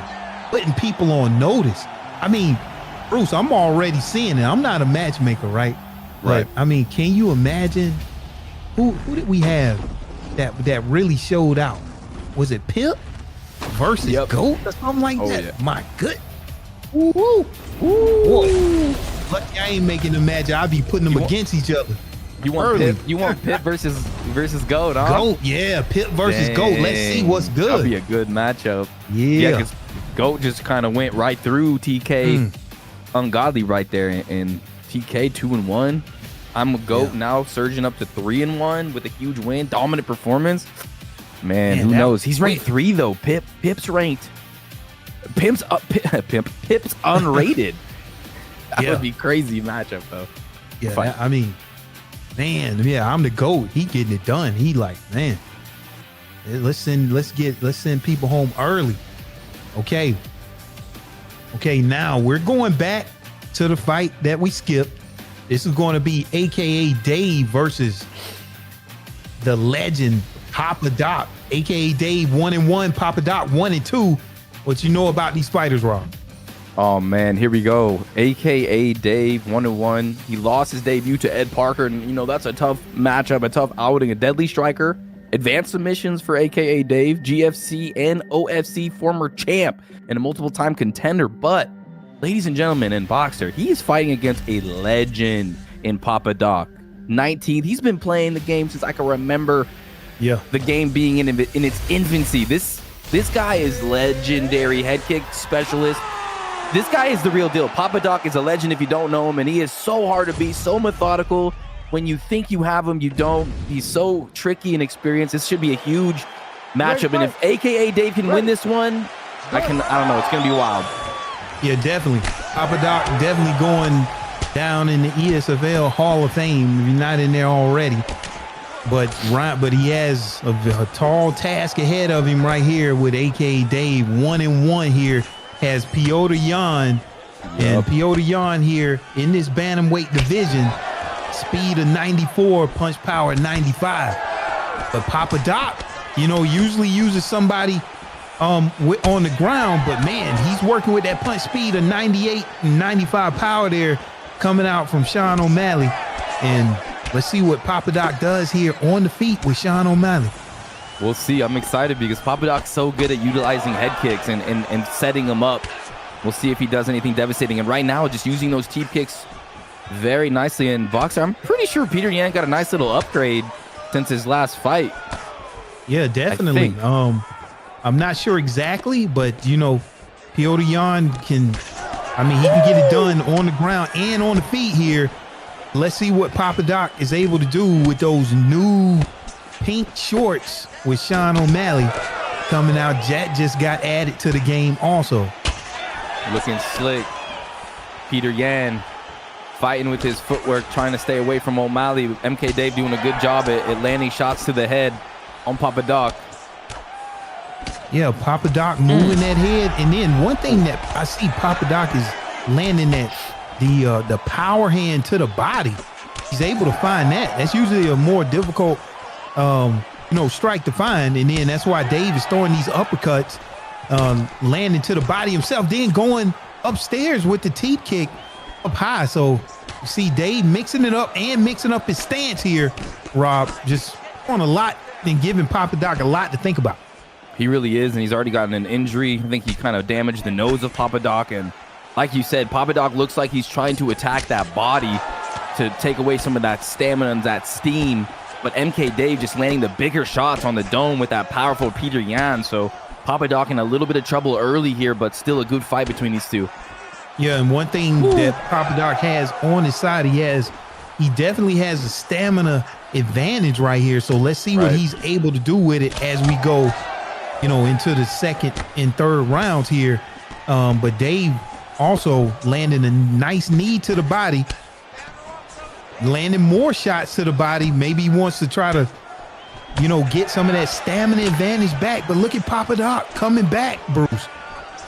Yeah, Papa Doc has him against the cage, and that's when you can really do a lot of good damage and a lot of good work. Flying knee just out of the range, or he blocks it. MK Dave starting to feel Papa Doc surging a little bit, and he's starting to swing heavy, but Papa Doc is just right on him and devastating him, in my opinion, with those knees. Yeah, Papa Doc doing a good job. I'm used to seeing Papa Doc get a fighter that's really good on the ground too, so because Papa Doc is also one of those ground technicians, but he's getting it done right here on the feet here. It seems like Papa Doc won the total striking and significant strikes here. So Dave, what do you think he has to do to turn this fight around in the second round? Yeah, Dave is doing a good job. You see him land that front kick. He cannot let Papa Doc trap him against the cage, because that's where I like to do my work. You're trapped. You can only go left and right. Papa Doc knows this. He's going to land those body shots, those body hooks. And I see Papa Doc searching for that flying knee, but he just has to be defensive. Dave needs to be careful. He needs to be defensive and just stay confident. Yeah, exactly. So coming out, let's see if he's able to put Papa Doc against that cage. The fight for the center of the octagon. Dave was able to get a nice whiff out of Papa Doc right there. And they look at that nice uppercut, double uppercuts, man. What a technique from Dave. Yeah. Dave is throwing some nice heat on the inside, and with that lead uppercut, he's finding. But there it is, Boxer. Big shots by Papa Doc. He was searching. Papa Doc was searching for it. And like you said, Bruce, he found it, and Papa Doc is going for it down here on the ground. So now it's a whole different story here. Top control of only 88 from Sean O'Malley. So guy has to be very careful. And bottom control of a 91, for Petr Yan. So, you got to be careful going to the ground here against Petr Yan. Yep. And Papa Doc can bring with a little stamina advantage. MK just steals that away. And I was just about to say, Papa Doc has so much experience on the ground. Usually he uses guys like Usman, guys that have the striking and the ground game. Right now, only O'Malley. But yeah, that was a beautiful play because Papa Doc's so good when he's on top. Yeah, Papa Doc is very good in that when he has that top control here. But wow, see Dave just let him up. Maybe he knows he may not can do enough damage here. He wants to get a knockdown on the feet, as Papa Doc has already landed here in round 2. Surprised he let him up because he had some time to work. So, but nonetheless, we're back to the feet here. Let's see what Dave can do. Dave's fighting pretty well, but I feel like Papa Doc is still in control. Papa Doc has divvied out his damage to the head and to the body evenly, while MK Dave has only really been searching for the head with the occasional body kick. So it's going to be a little bit more opportunity for Papa Doc as MK lands a vicious head kick, Boxer. Yeah, and those head kicks can just turn the tide of these fights and is a total game changer. And look, there it is. Another head kick there, and a rock and a knockdown from Dave coming back out of nowhere, able to find 3 head kicks there to take advantage. So ultimately, that was a good job there to get up off of the ground, and now he had the knockdown, Bruce. Yeah, and you saw that kick by Papa Doc totally out of range. It looks like MK Dave has Papa Doc rattled a little bit, and just those front kicks and those head kicks, and now he's mixing it to the body. MK Dave starting to surge and cook a little bit at the end of round number 2. Yeah, exactly. I mean, at this point, whenever your opponent throws a head kick, you're going to have to duck it. Oh, made that one mistake going for the knee. Papa Doc got a rock of his own at the end of this second round here, and wow, what a round. Things just got super interesting out of nowhere, and these guys didn't leave no time in between rounds. Want to get right back into the action. Round number 3, Bruce, we're right back. Round number 3, and at the end of round number 2, you saw Papa Doc land the body shots, and that's all the damage accumulated. That's why he was able to get the rock, and that was close to being finished. And now MK Dave has to worry about the body and the head, but he's been doing such a good job with his kicks with Peter Yan. This fight is crazy. Yeah, exactly. The 92 kick power there from P.O. Yan. And then look at there, he got rocked. Papa Doc already coming out looking good in this 3rd round here. What can Dave do? Let's see if Dave can find those head kicks. You know, Papa Doc knows his opponent's looking for it. But look at there, the hands a little bit too much there coming out from Sean O'Malley. And look, can he get it done? Beautiful catch.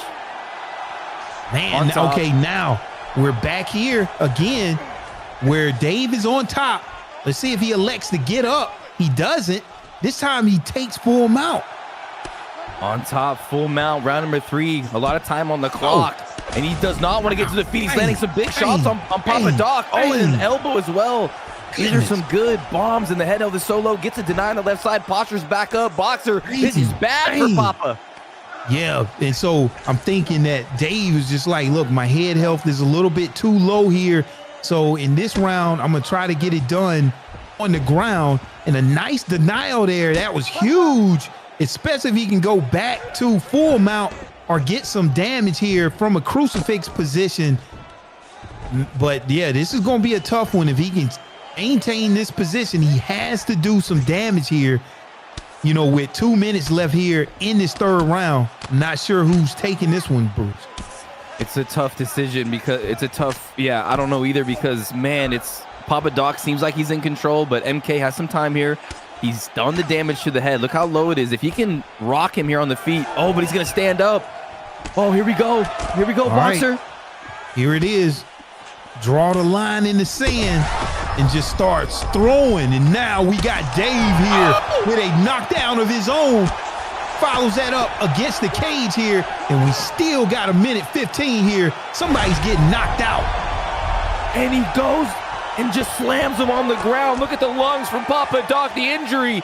MK Dave surging in round number 3, but he's a flying knee from Papa Doc, digging to the body. Yeah, definitely. This is definitely fight of the night so far, especially if it ends in a knockdown. Both of these fighters have just been rocking each other back and forth. And this could be anybody's fight right now. We got 30 seconds to go. Dave lands a huge uppercut there to rock Papa Doc, Bruce. Last 15 seconds. It's crazy. They're both out of stamina, but they're both landing pretty flush. Bang, down goes Papa Doc. 3 seconds left, and we're going to go to the judges. Wow. What a fight. What a fight, and what a round. Let's see who the judges got. That might take fight of the night, bro. I don't know. For sure. 29-29. Ladies and gentlemen, this is a unanimous draw. We got a unanimous draw. I like it. Yeah, that rematch. They gotta run that back. They gotta run that back. Right? You gotta run that back. They gotta run that back. Yeah. Next fight. Yeah, that's crazy. That was awesome. Man. So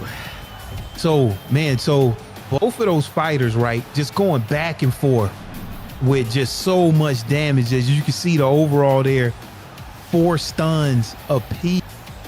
And, all these health events, 3 knockdowns from one side, 2 knockdowns on the other. I mean, yeah, it's going to be a draw, right? Yeah. Crazy. I mean, maybe the first ESFL draw I've ever seen. I think.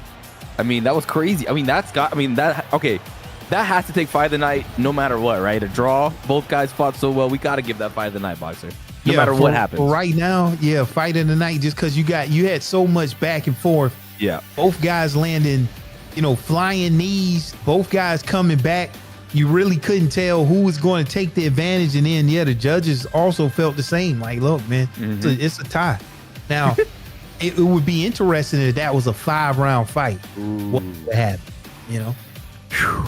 That would have been wild, but there it is. A treat for you guys at home. Hope you guys are enjoying yourself in the Esports Fight League. I mean, we bring the biggest, baddest pros and we put them against each other in like a gladiator arena. And that arena is the Esports Fight League. Boxer, what do we have next? We have a legend on deck. And it doesn't stop. A legend. Suave Jamie versus TK Cryptic. Suave Jamie making his, ESFL Season 1 debut. Wow. 0-0 right now. Cryptic 2-1. So Cryptic's been doing good. What do we know about these fighters, bro? All right, yo, we got Suave Jamie that actually went to the Esports Fight League live event, and he was a runner-up. He almost won it all. He is one of the best fighters in the world, but who knows how much he's been training. He's going against TK Cryptic, right? 8th, 2-1. Defeated Bravo, defeated STK Storm. Methodical pressure fighter. This is going to be huge. I know even though Suave hasn't been here in a while, he's still the favorite, Boxer. What do you think about these picks? Who are they going to select here in the fighter screen? Yeah, it seems like they're thinking about it here. We looking like it's going to be Islam Makhachev versus Alexander Volkanovski. And I like this pick, especially the Islam pickup. Alexander looks a little small in this division, but still has the stats to back up everything. 97 speed and 93 power here. But you see how Islam just dwarfs over Alexander Volkanovski. And man, Suave Jamie has all of the skills to get this done very quick. So round 1, Bruce, what are we seeing so far? So far, we're seeing Cryptic's kind of connecting on the inside of Suave Jamie when he tried to throw those kicks. Watch out for that inside boxing from Cryptic's, landing well on Suave. And Suave trying to mix and match. Suave is going to look for that takedown at some point. Ooh, eats a head kick.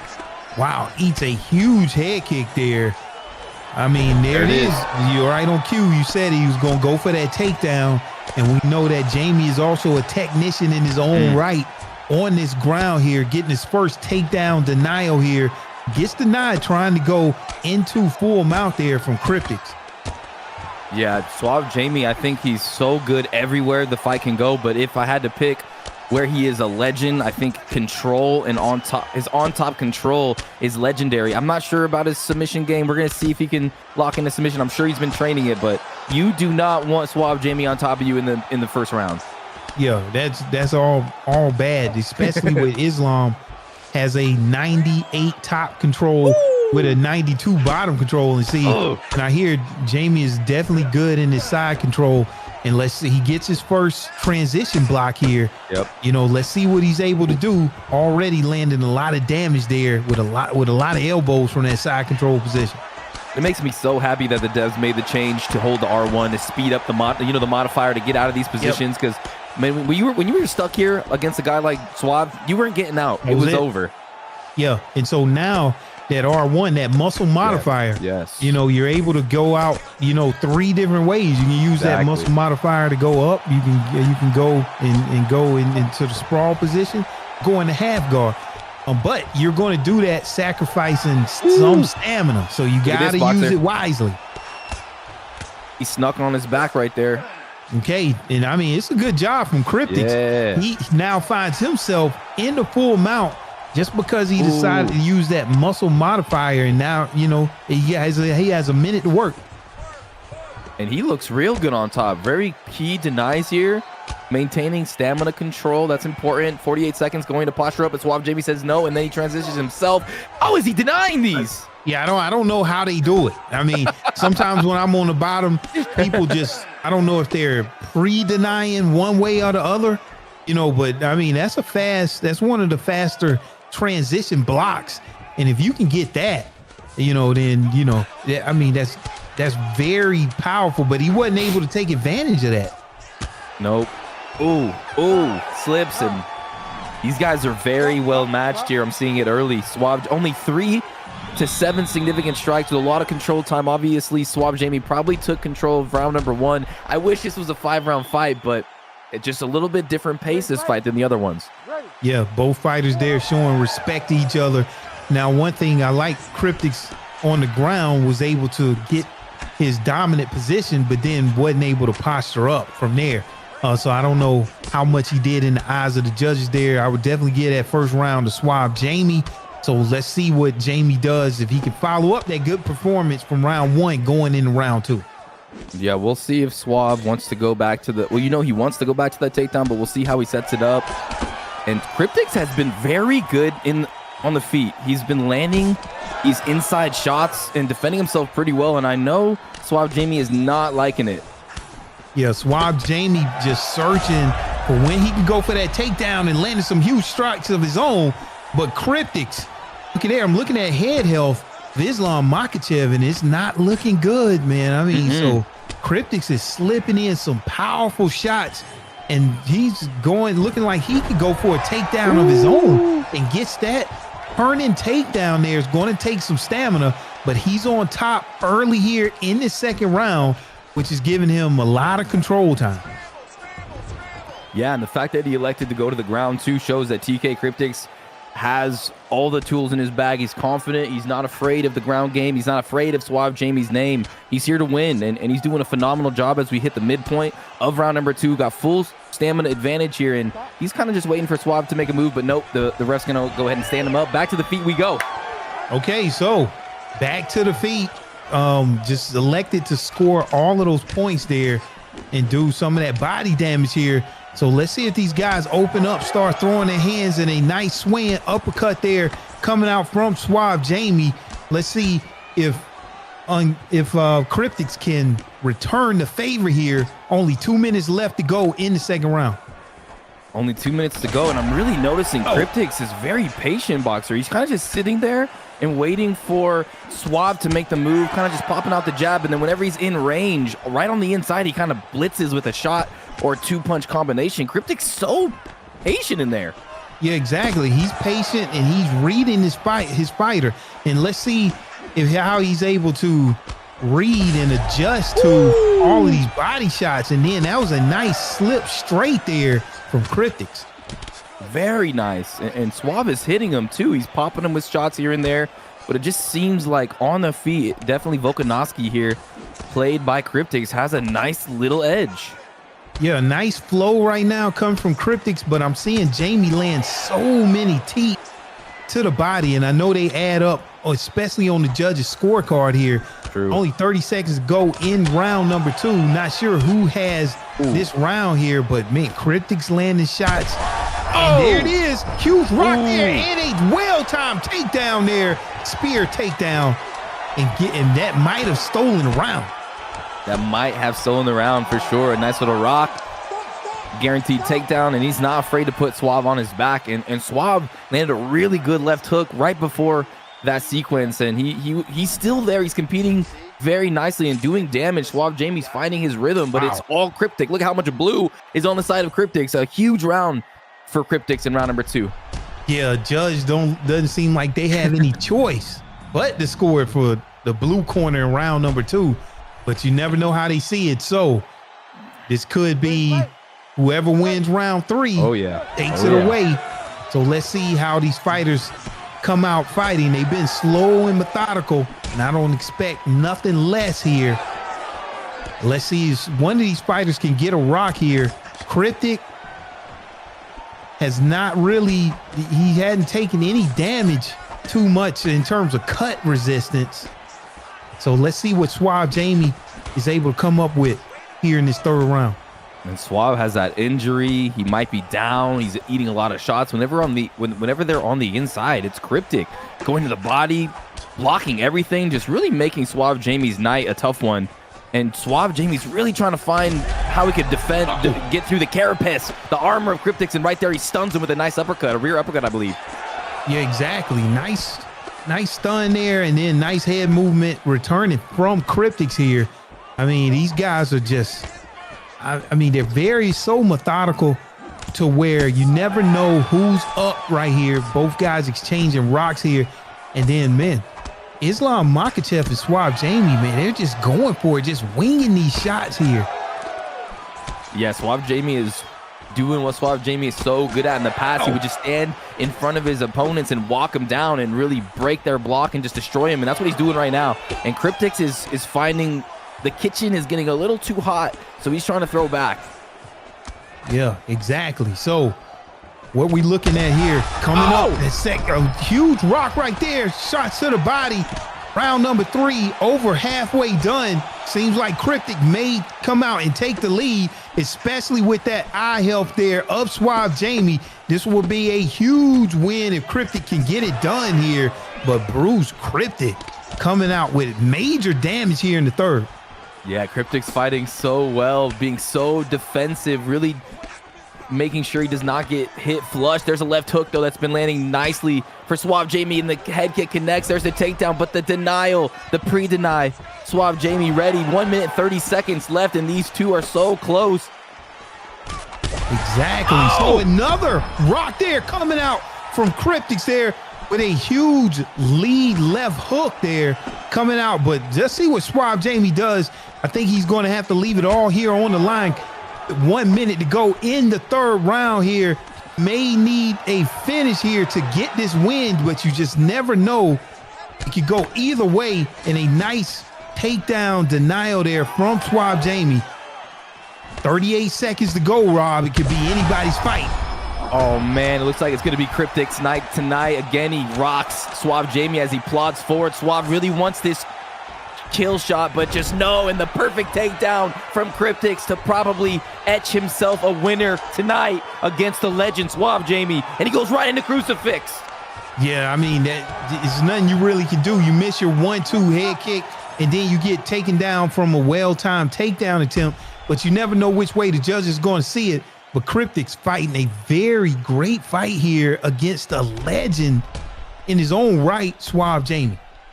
Indeed, and you have to be so impressed by Cryptic's performance because like it says on his scouting report, methodical pressure fighter, likes to break down his opponents, mixes grappling with striking. That's exactly what he did right there. He stayed so patient, boxer, kind of waiting behind those double black lines, and usually when you're outside of those lines, see what the score is here.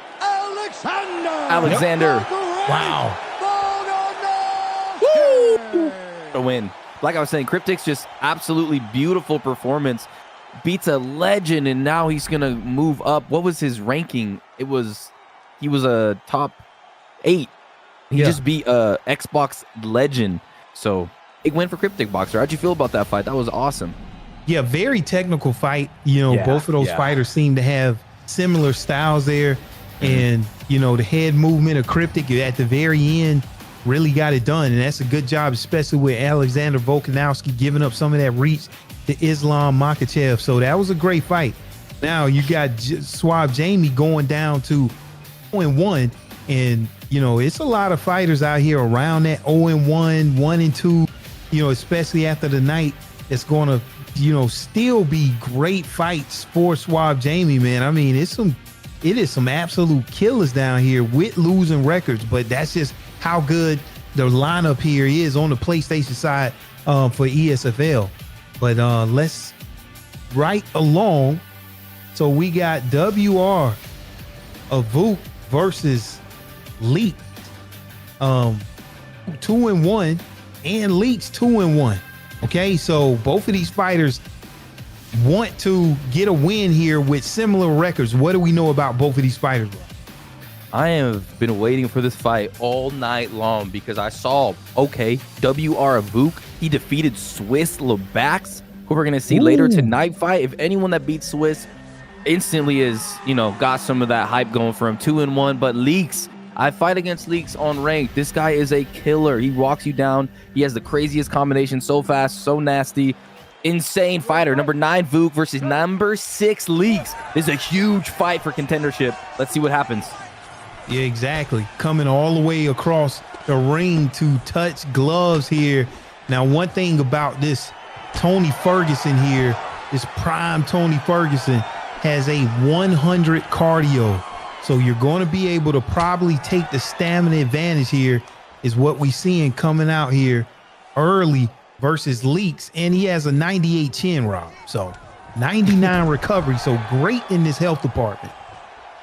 Prime Tony is crazy and already has the back, and that gets a little scary, but Leaxe obviously a professional here. Let's see how he decides to get out of there. Full mount position for VuK early. And look at there, landing down a huge elbow, and you do not want to take these elbows from Tony Ferguson. And landing another elbow, just getting it in so sneaky, Rob. So sneaky and precise. And then he locks in the submission. No, he locks in the triangle. Wow. Was that a sub counter? It wasn't, right? I don't think it was. Like it could have been a counter.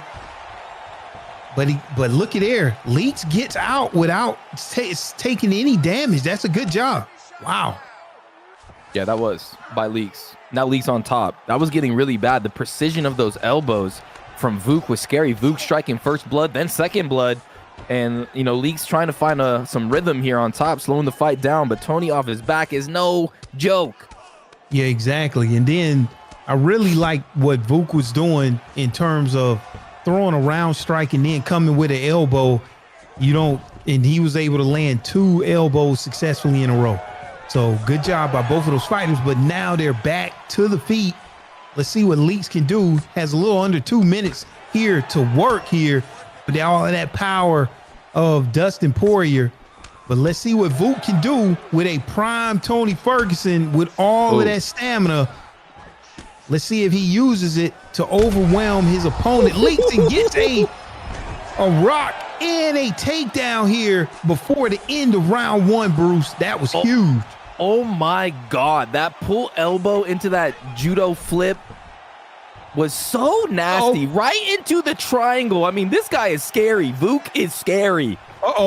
Gets a transition denial here and just draining that stamina, Leaxe, and then now he gets out. Wow. That was a mistake there from VuK. Not able to transition, deny that, or go for the submission, and his opponent has no stamina. That was such a slick play, Boxer. Wow, yeah, give all credit to Leaxe the Great for that one. Wow. I love how Leaxe is going to the bottom. I knew something bad was coming there.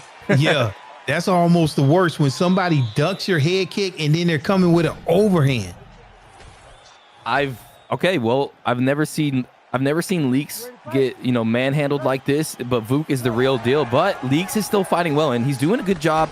When he thinks that VuK is going to, sidestep or pivot lunge, he's going to the body, and that's landing pretty good, and he's landed a couple shots. So this is still a good fight. Leaxe is dangerous, and his block breaking and his ability to trap you against the cage is second to none. So we'll see how this fight plays out. Oh, look at there. We got our little matrix sequence right there, everyone. Just evading all of these strikes. Great defensive sequence, and look at there, landing a huge front kick there from VuK. Man. Leaxe just well timed. As soon as his opponent was ducking, able to land a front kick for the knockdown, Bruce. Wow. VuK is just so precise with his techniques. He just throws the right thing at the right time, and you don't even expect it. And then all of a sudden, a car crash, a collision, right into the front kick. And Leaxe is trying to figure out this riddle that is VuK here. Yeah, exactly. Just out of nowhere, think you're safe, and then until you're not. So here's the clinch and a trip takedown. That'll definitely score, but then coming back, Leaxe with a pull rear elbow and switches to the southpaw position. Good job by both of those fighters. Yeah, but Boxer, VuK is kicking the crap out of Leaxe. VuK hasn't even taken any damage yet. I mean, Leaxe is getting battered here. Yeah, exactly. I mean, so yeah, Leaxe has to figure out a different game plan and a different strategy, because right now VuK is just getting it done only halfway through this fight and the second round. You know, let's see if Leaxe can turn this thing around.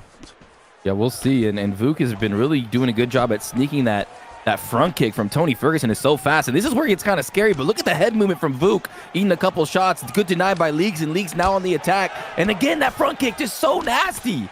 Yeah, that front kick can land even at close range.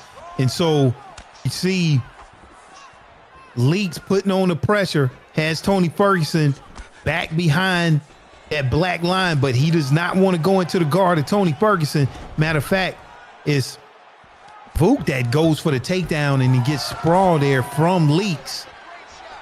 And let's see what happens with both of these fighters. Round 2, only 1 minute to go. Oh, uppercut lands again for VuK. VuK just finding a way to land just sensational shots. And you can see Leaxe's mind, you know, the gears spinning. He's trying so hard. Let me pressure him against the cage. But then when he has VuK, he goes for the takedown, Boxer, or he ducks and he just moves his head movement and his pivot lunges. Oh, wow. Look at this. Look at this, Boxer. Okay, so we got a submission attempt right there off of it's like a flying triangle. And then instead of going for the submission, he went for the position here, you know, postured up, landing down a huge elbow. I mean, that's a lot. Oh, another elbow there. Just getting the job done for VuK there. I mean, look at there. Just winning in all categories in round 2. Yeah, and I'm especially impressed by his ability to find that top elbow, like his precision and his timing. Like, you can't, it's hard to land those vicious elbows on the ground. You know, some people slip them at this level, but I'm pretty sure he's landed every single one, and they've rocked it. They've rocked Leaxe every time, Boxer. Yeah, exactly. Just that, you know, and he's setting it up so well because, like we said before, he's doing it so fast where that elbow comes right after a round strike. So you're still posted with your hands up, and then that elbow comes right through. But it is a very high risk reward because if you miss that elbow, then you miss it, then you lose your position. Exactly. But he's able to land it over and over. Doing a good job here by VuK. Yeah, he just has some weird timing. Like, he'll throw a straight and then immediately, or like one shot, then an elbow. He just mixes them in so well. And look at how much trouble. Leaxe is a great striker. He's a phenomenal striker. He's so good, but look how much trouble. Look how hesitant he is against VuK because of VuK's ducking, his head movement, his ability to just land the shot. And there's a good shot by Leaxe. Oh, there it is. Oh, man, he's still whiffing. Man. Okay, hey, that man, backwards going back front kick is sussy though, huh? That's kind of weird. Yeah, exactly. That is weird. I mean, because it can come at a very close range, and then now you got Prime Tony and what he does, and then look at that flying knee able to go through the strikes of Leaxe, and then let's see what he has up here. Stack guard landing down some huge bombs. Oh, man. Can he get it done? He got it done, Bruce. That's it. It's over.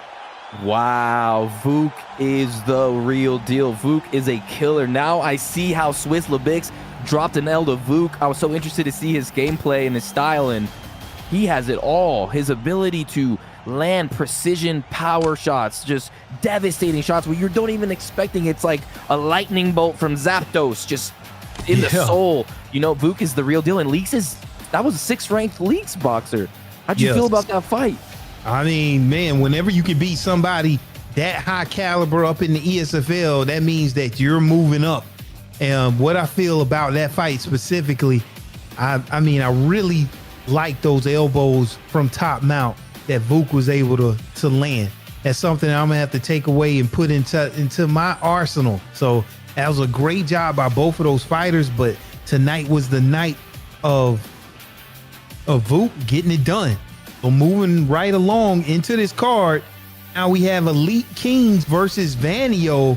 In the featherweight division, EliteKing's 2-0, Vanio 2-0. These fighters are undefeated here in the ESFL, so they got a lot to fight for, a lot on the line. Rob, what can you tell us about both of these fighters?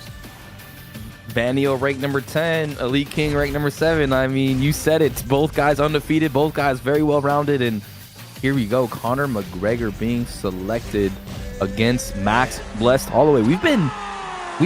This has been a treat. We've had so many different matchups. Yeah, wow. Sometimes you have like the same matchups all night, but tonight it's been a very good smorgasbord of fighters. Smorgasbord, yeah. So I really thought both people was gonna pick Taporia, right? But then they end up going with what they comfortable with, who we always had, Max Holloway versus Conor McGregor. A nice, good old stand-up battle here. We got King in the red gloves. Then we got Vanio in the blue gloves with all that power of Conor McGregor.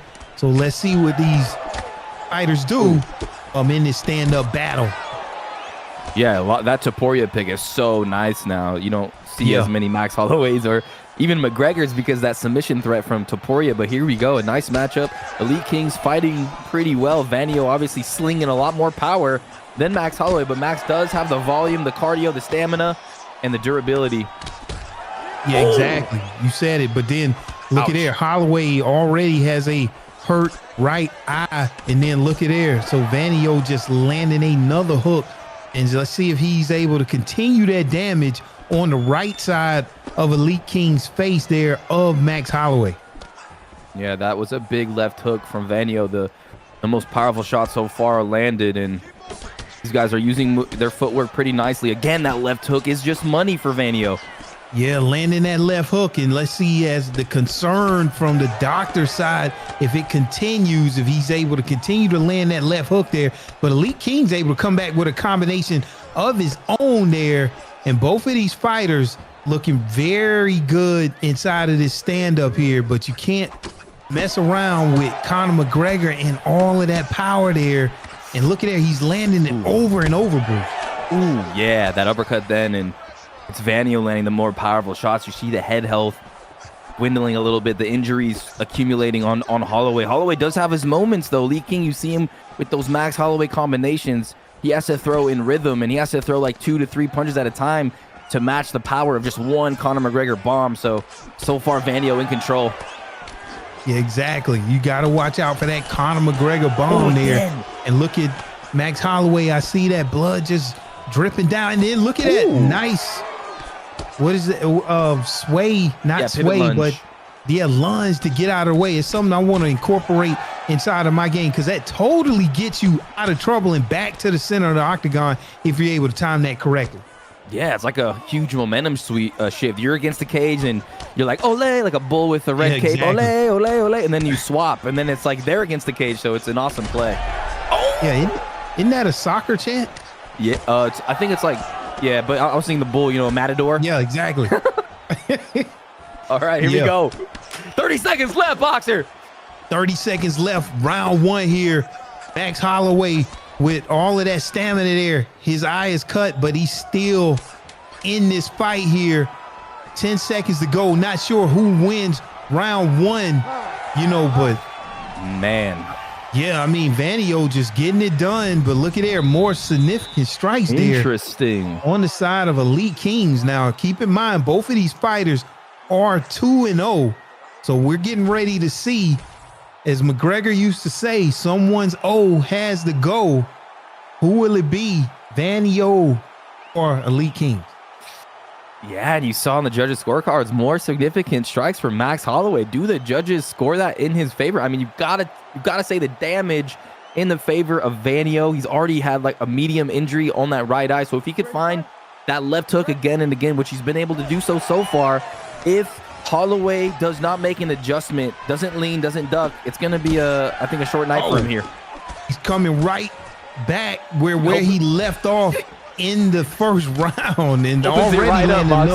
Look at the blood. Oh, the elbow! Look at the blood, boxer. Wow. It's pouring out. Just came out of nowhere, and can he get it done here? Not yet. But he's cut wide open, Rob. Oh, man, he's gashed up. He can't even see out that right eye. Look at his leaking like raging waters. Oh, my God. Goodness. He's walking him down, though, Boxer. He's still pressing forward, just walking him down with all of that blood in the face. And then, see, here's the thing. Have to, at this point, you have to walk him down because look at the concern of the judges whenever you got red icon. As soon as you separate, the doctor coming right in. So you you just have hit an elbow, though, on the cut. Yeah, he took the elbow on the cut, so you know he has to stay glued to the fighter. All Vanio has to do is back up, and that's what he's trying to do. But EliteKing is hip to it. And he's doing good when he's kind of coming forward. He's mixing it. He's moving his head. Okay, this is bad. This is it. That's over. Yeah, and that's all she wrote. Huge bombs there. I mean, Herb Dean stopped the fight already. That was brutal. Wow. Man, I mean, that's a nice little mechanic right there. So you know whenever your fighter is hurt, and they used to could just run, let's say in UFC 4, but now with that mechanic, you know the doctor's coming in to stop it. You have to press the action or they're going to stop the fight. And so Vanio is able to take advantage of that and just getting rock after rock. And that was a good job. I mean, we called it early in the first round. You saw the eye cut. And so you have to pay attention to everything or it can just snowball out of control. Yeah, that's one of the most brutal injuries I've seen in a long time, man. I mean, watching those elbows on that already red injured eye was fun to watch, and that was just nasty. And then on the ground, I couldn't watch. I had to close my eyes. But Vanio, what a dub. Huge dub for Vanio. Okay, so we're looking at coming up the co-main event and the main event. But let's take a quick look at what these fighters are fighting for this season. They're fighting for a very nice belt, and not just any digital belt. We're talking about a real belt here, Rob, and it's going to be, I was told, who has the most title defenses here. So here we go. We're watching it right now on the screen, Boxer. Yeah, what do you think about this belt? I think it's bad to the bone. Anytime you could get a real belt materialized before you can show it off to, dude, imagine you show it off to your girlfriend, your mom, you're like, look at my belt I got. I mean, it's an intangible. I mean, it's amazing, Boxer. What do you think about it? I want that belt. I mean, we seen it in real life whenever we was at ESFL Live, right? And they was fighting for that real belt. And then Romero ends up winning that belt and giving his hype speech at the end with the belt. You know how much they work for. Fighter ever. Yeah, exactly. And I was right there looking at that, man. That was a great moment for the ESFL and the community. And whenever you have actually something tangible on the line like that, you got money, you got the belt, it gives you something to fight for. So yeah, love the belt. A belt worth fighting for. All right. Okay. Co-main event, Boxer. Co-main event. We got the biggest and the brightest names. And we're looking at no other than EdParker versus Smudger. And both of these fighters, again, somebody's has to go. Who is it going to be? EdParker or Smudger? What do you know about these fighters? Whoo! All right, we got ranked number 4, NM Smudger. And he defeated Host Ninja and Payne, primetime PS5 champ, against EdParker, the Quicksand. I coined him the Quicksand in UFC 3 2 games ago because his ability just to melt your stamina, stay at distance, and fight so strategic and so amazingly that, man, I mean, is he going to pick Patty Pimblett? He's not going to do that. He's playing. Yeah, he's playing. He's not going to do that. That would be very interesting. But, EdParker's going to be playing these mind games here. But let's see who they get. Conor McGregor is his guy. So what is it going to be? It's going to be Islam Makhachev, it looks like. Uh-oh. Okay. You mess around going to the ground? And you pick his guy. Then he's going to pick Islam Makhachev. So we know what this matchup is about. Islam can get it done on the ground. No, but we don't see EdParker on the, on the ground, and he's fighting his main guy, Conor McGregor. And let's see what happens. Let's see how EdParker comes out. And look at already EdParker coming out and doing his feints. And look at that distance management. Gets a whiff off of his opponent. 1-2, 1-3. Man, this is just good work already. What do you say? Yeah, EdParker is just one of those guys where he's very, like, you have those guys that are very unique. They have their own style. Like, they have, a lot of these guys are meta, and they kind of play similarly, a little bit different, but you could really tell EdParker, he switches, he backs up, he's just different than other guys. That's what makes him such a legendary fighter.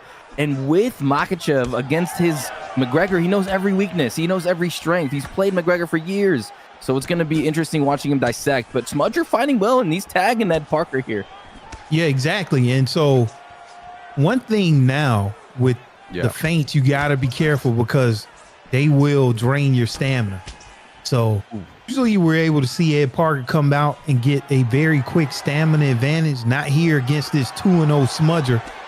He's able to mitigate that and get this, the stamina lead just kind of tied right here at the moment here. But look at EdParker with a nice combination. Smudger coming back with a combination of his own, Bruce.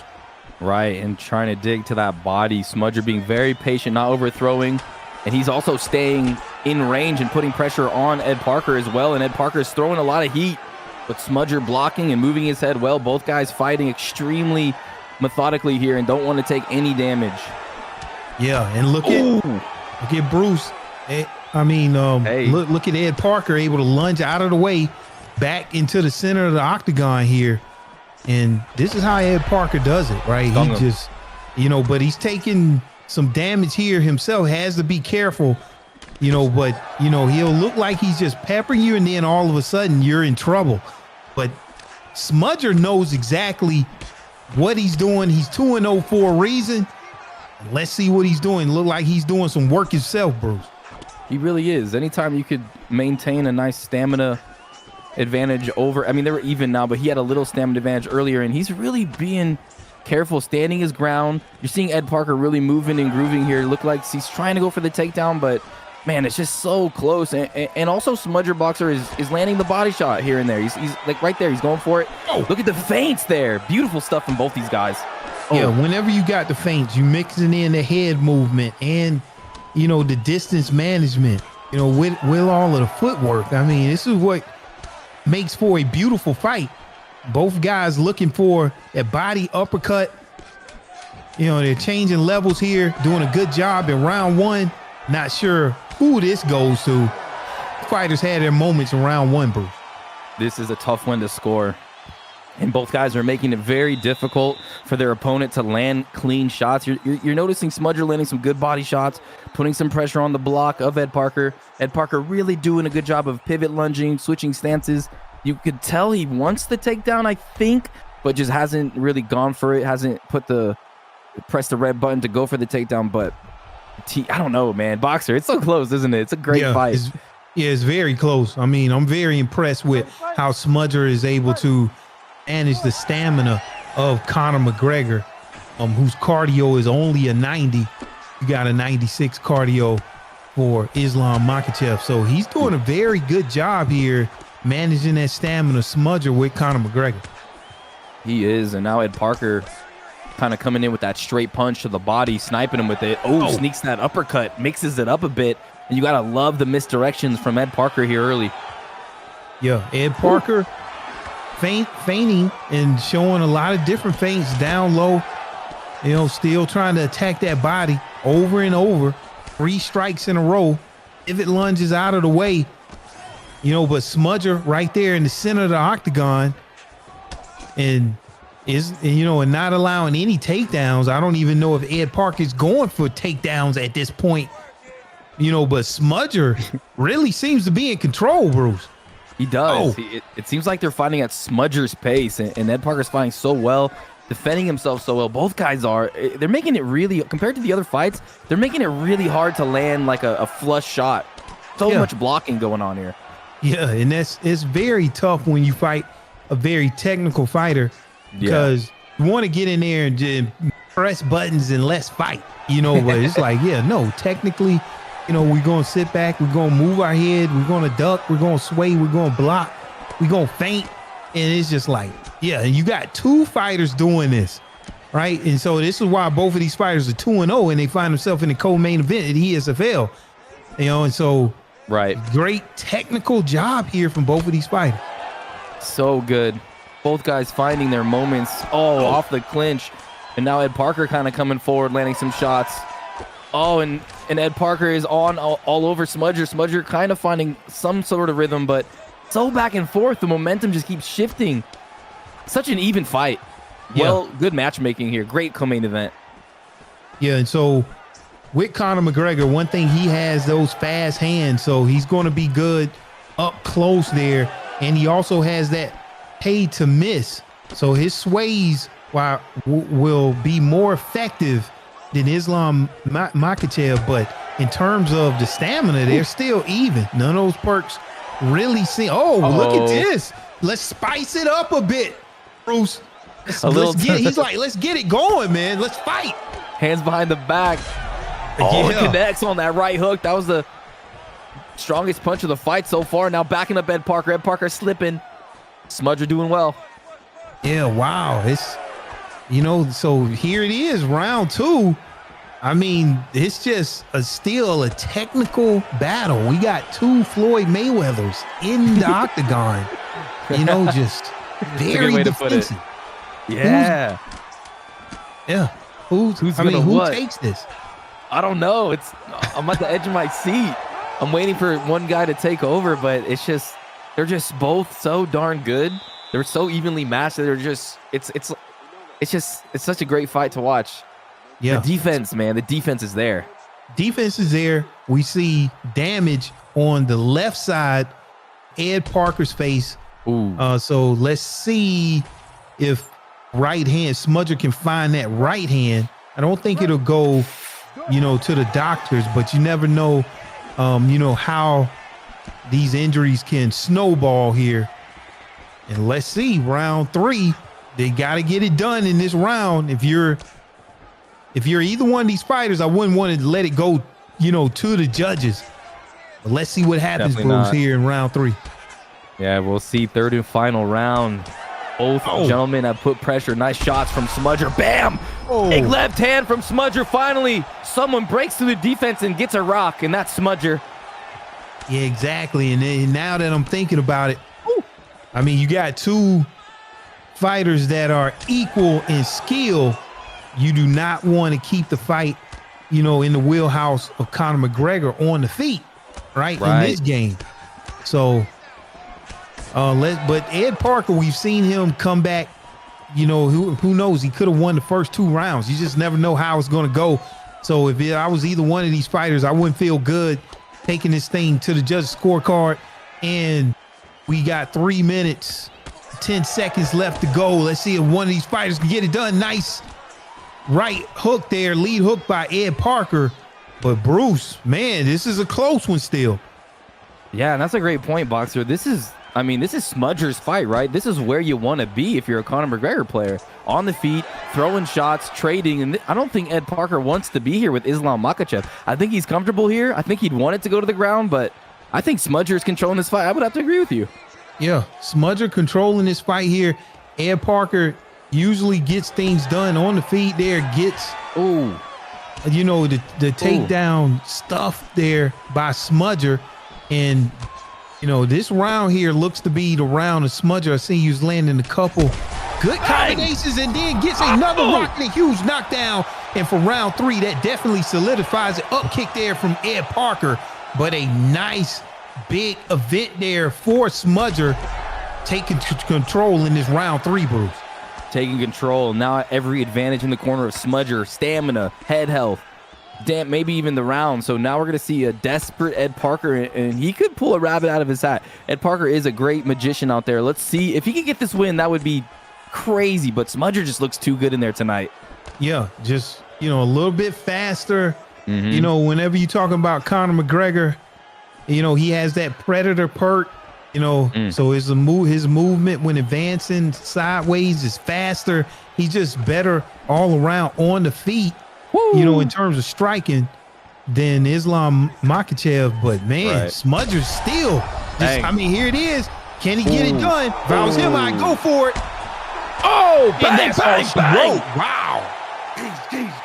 That was a methodical knockout, man. Man, it's one of those things where, you know, at the highest level, you know, if you can just be, you know, very technical throughout the fight and just wait for your moments. You know, a lot of fighters don't have the patience, you know, just to fight with your game plan, just to see it play out in the third round. And that's what we see. Smudger goes to 3-0 here. So we got two fighters, Vanio and Smudger, both 3-0 in the ESFL. In the first loss, EdParker this season in the ESFL. Great fight by those two, Bruce. Yeah, a night of the underdogs tonight. Smudger, though, looked like a champion. He didn't look like an underdog there. And to beat EdParker, I mean, of course, the fight was standing, so he's got the advantage with Connor, but to methodically slow cook to the end and get a knockout in that way against EdParker, in my opinion, is very, very impressive for Smudger. Usually against EdParker, like, you get like a random KO or someone gets kind of lucky, but Smudger just beat him up. He beat him. Like, he beat him fair and square, and Smudger now 3-0. He's arrived, man. He's arrived. He took some of that thunder from EdParker and potential title shot next, you know? Who knows what happens with our main event of the night, Boxer, and wow, this card has been fantastic. It has, and I like what you were saying. Like, yeah, you want to slow cook them. You know, when you get slow cooked in that octagon, and then that's like, man, it's tough to take those. You know, yeah, it is. It really is, because it's not like, oh, he got lucky. It's like, man, I just got outplayed the whole fight and lost. Yeah, he slow cooked you. Okay, so let's move on to the main event of the evening. You're talking about two fighters that's 3-0, B3 Wavy versus AKA Josh. I mean, man, so both of these fighters 3-0, got a lot to lose on the line. Main event here in the ESFL 158. So, Bruce, tell us what you know about these two. Ladies and gentlemen, I know you've had so much fun tonight, but now we're at the main event of the evening, AKA Josh getting his attempt against the man Wavy, who's making his first title defense attempt. So you know how it is. If you don't defend, they might not say you're the real champion. So a lot of pressure on Wavy, who is the current champion, but he brings heavy pressure, quick combinations, and he is a bully in there, people say. AK Josh is bringing a lot of technical striking and good grappling. Who did they select, Boxer? Who's in this octagon here tonight for the main event? Five minute round, we got boys. Islam again versus Dustin Poirier, and these guys just getting right to it. Just going. This one may not go 5 rounds, as I can see the pace of this fight already. B3 Wavy just coming out, just throwing everything already, everything in the kitchen sink here. But Dustin Poirier can handle that with AK Josh. So let's see what happens here. And a huge head kick already. Man, these fighters going back and forth, taking some huge damage already in the first minute of the first round. Yeah, such a different pace in that last fight. Look at that pull counter. They're coming after each other right now with technical defense, with backsways, and Islam Makhachev has been a favorite tonight. A lot of fighters have been picking him, and Dustin Poirier is my guy, and that's a lot of power on the inside. Wavy's got to be careful. Yeah, it's no slow cooking in this fight. These guys turning the heat up, it up. And here we go. They keeping it going. I mean, if they keep fighting at this pace, we definitely gonna see a knockout here. B3 Wavy, they going for it. And I mean, I could imagine, you know, we talk about jitters when you get into the ESFL for the first time, fighting down on the undercards. Imagine if you in the main event fighting and defending your title, Bruce. That's like, crazy, man. Boxer. I was just about this. I was thinking that while you were saying, I was like, imagine the pressure of ESFL. Then imagine the pressure being turned up all the way, defending your belt in front of the crowd. I mean, I can't even imagine the emotions you're going to have to control in there. Yeah, turn the volume to max and just go. I mean, we used to do 200-300 fights in preparation just to fight each other in the ESFL. I mean, I wouldn't even go to sleep, right? Man. Woo. Round one, look at this. They just throwing this leather. That's all I hear, just leather being exchanged. You know, but what's technically happening in this fight? So we got hurt there of Josh and and Dustin Poirier and Beef 3 Wavy just been putting on some damage and going for a turn and takedown, and he gets it. Round one, man, that might solidify and do a good job in the eyes of the judges here. And he's going for the darts, Bruce. This is dangerous. It is, and he's got the stamina advantage. Oh, two ways he got the fake. Oh, he's got it. He just. Whoa! Wait, second time. How did he do that? We've seen that. That was awesome. Josh survives. What? Look at the stamina happening? though. They're What's just happening? racing and getting lucky. I think you race and you just get a little lucky sometimes with those races. Man, so you get your stamina drained and then you race right when you know your opponent is getting ready to submit, and you win. Right. Sometimes you win, sometimes you lose. Wow. It's just timing, I think. Yeah, man. So we'll have to let Tree explain that one to us. All right, so getting a transition denial there from the top and landing down some huge bombs here. We got Josh landing another elbow and able to turn things around here at the end of the first round. And man, if they keep fighting at this pace, Bruce, somebody getting cooked early. They are, and I'm a little nervous right now for the contender Josh, because he is very low on the stamina. I'm pretty sure going into the second round, he does have the recharger perk. That's health though, that's not stamina. And I'm gonna see here what the stamina is coming in round number 2, because he's gonna look at that stamina in round number 2. Wow. Yeah, you're right. So that's good. I mean, anytime that you can get your opponent in, drain their stamina while they are, in a submission, that's going to hurt on their stamina. Okay, so but now it's Josh pushing the pace here, and let's see what Wavy does here. He has a stamina advantage. Both of these fighters have taken damage and had their moments in the first round, but now it's the second round, a whole new ball game. What are you seeing early here in the second round, Bruce? I'm seeing Josh MMA. He wants to come forward and he wants to do damage, but he's getting peppered on the way in, and that block is getting tested. Ooh, but he lands there. Josh, very confident, coming after the champion with big shots. Yeah, huge shots there. And that head health from Wavy is in trouble. But Josh landed a nice side kick, noticing which way his opponent was not circling and then landing the side kick. But man, look at that sidestep into the clinch. Good job there from Wavy. 3 minutes to go here in this second round. Both of these fighters going back and forth here. A very technical, it seems like things slowed down just a tad from the first round, but they still landed some huge strikes here, Bruce. They really are. Josh is not afraid to take one to give one. And then Wavy's kind of moving, sidestepping, trying to connect on Josh on the inside and doing a good job. And then Josh kind of teeping Wavy back. But right now they're just in the center in round number 2 early. And there's been a lot of damage dished out already early in this fight. Ooh, nice combination there from Wavy. Now Wavy is applying the pressure and putting Josh on the back foot. Let's see if Josh can fight back to the center of the octagon. And look at these nice combinations coming out from Islam Makhachev, but they're going to cost some stamina there. Ooh. And I like that little lead uppercut that Josh is able to find, even though when it gets blocked.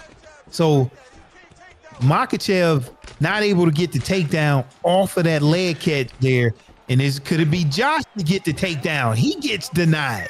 He tries to go for it, but Wavy's like, no, you're not taking me down.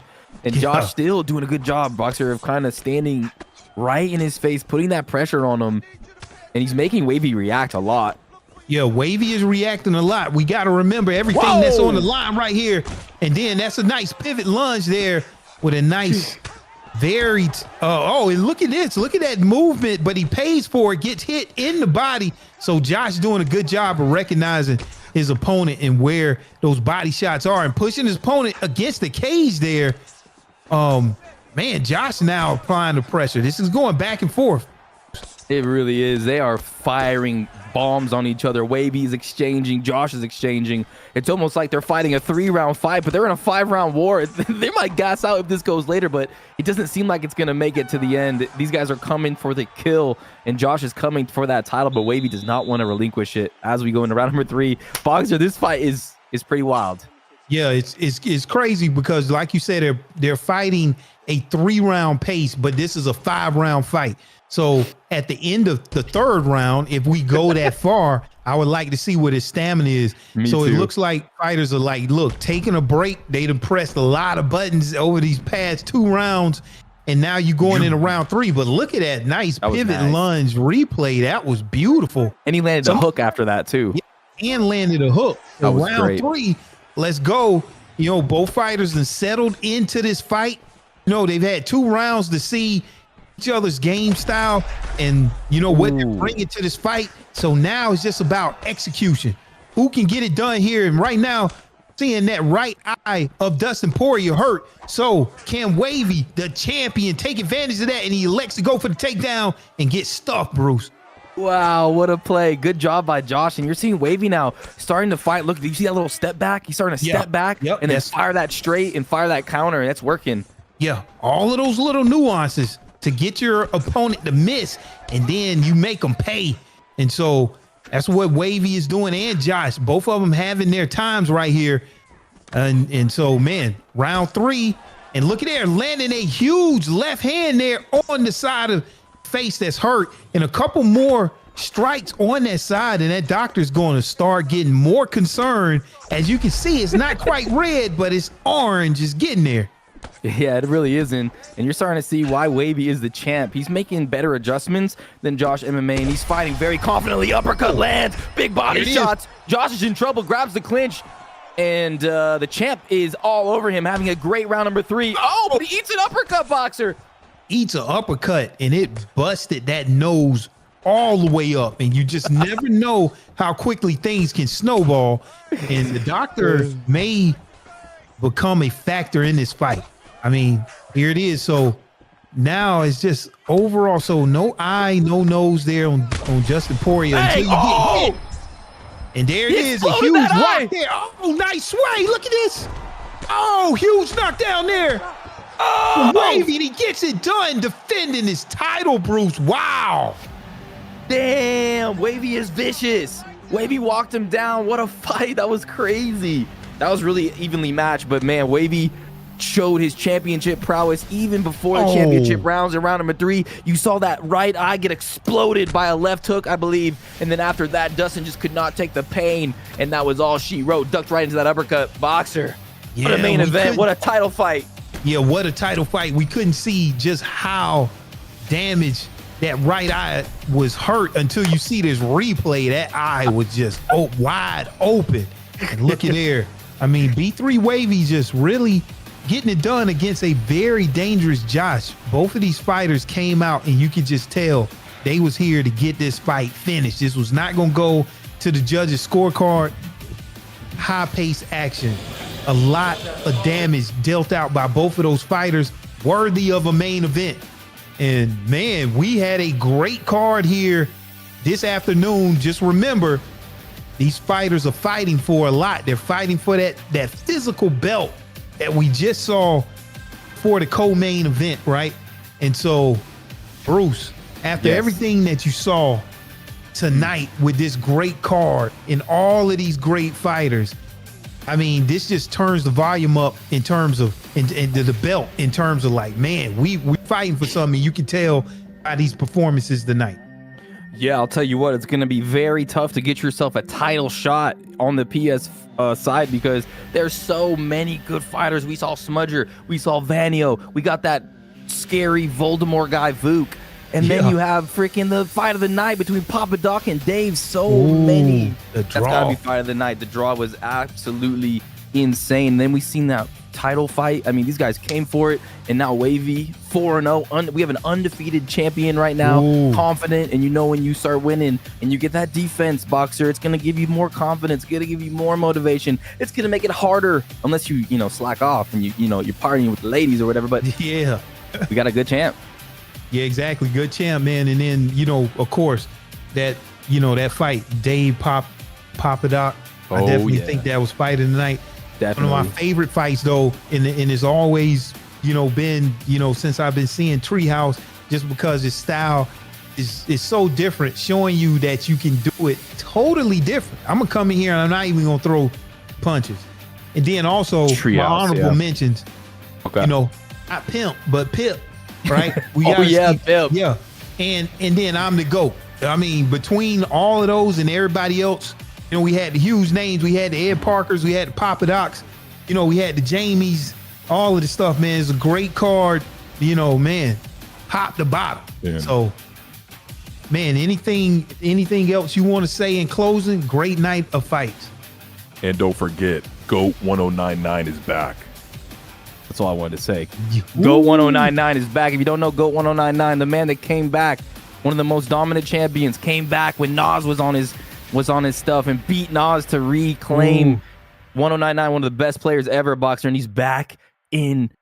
He's in the USADA testing pool without USADA, even though they're gone. Exactly. So anytime you got one of the greatest ESFL, you know, champions of all time, like, you know, you throw him in this pool, right? And then you got the rise of the Phoenix. It's gonna be all kind of stuff happening.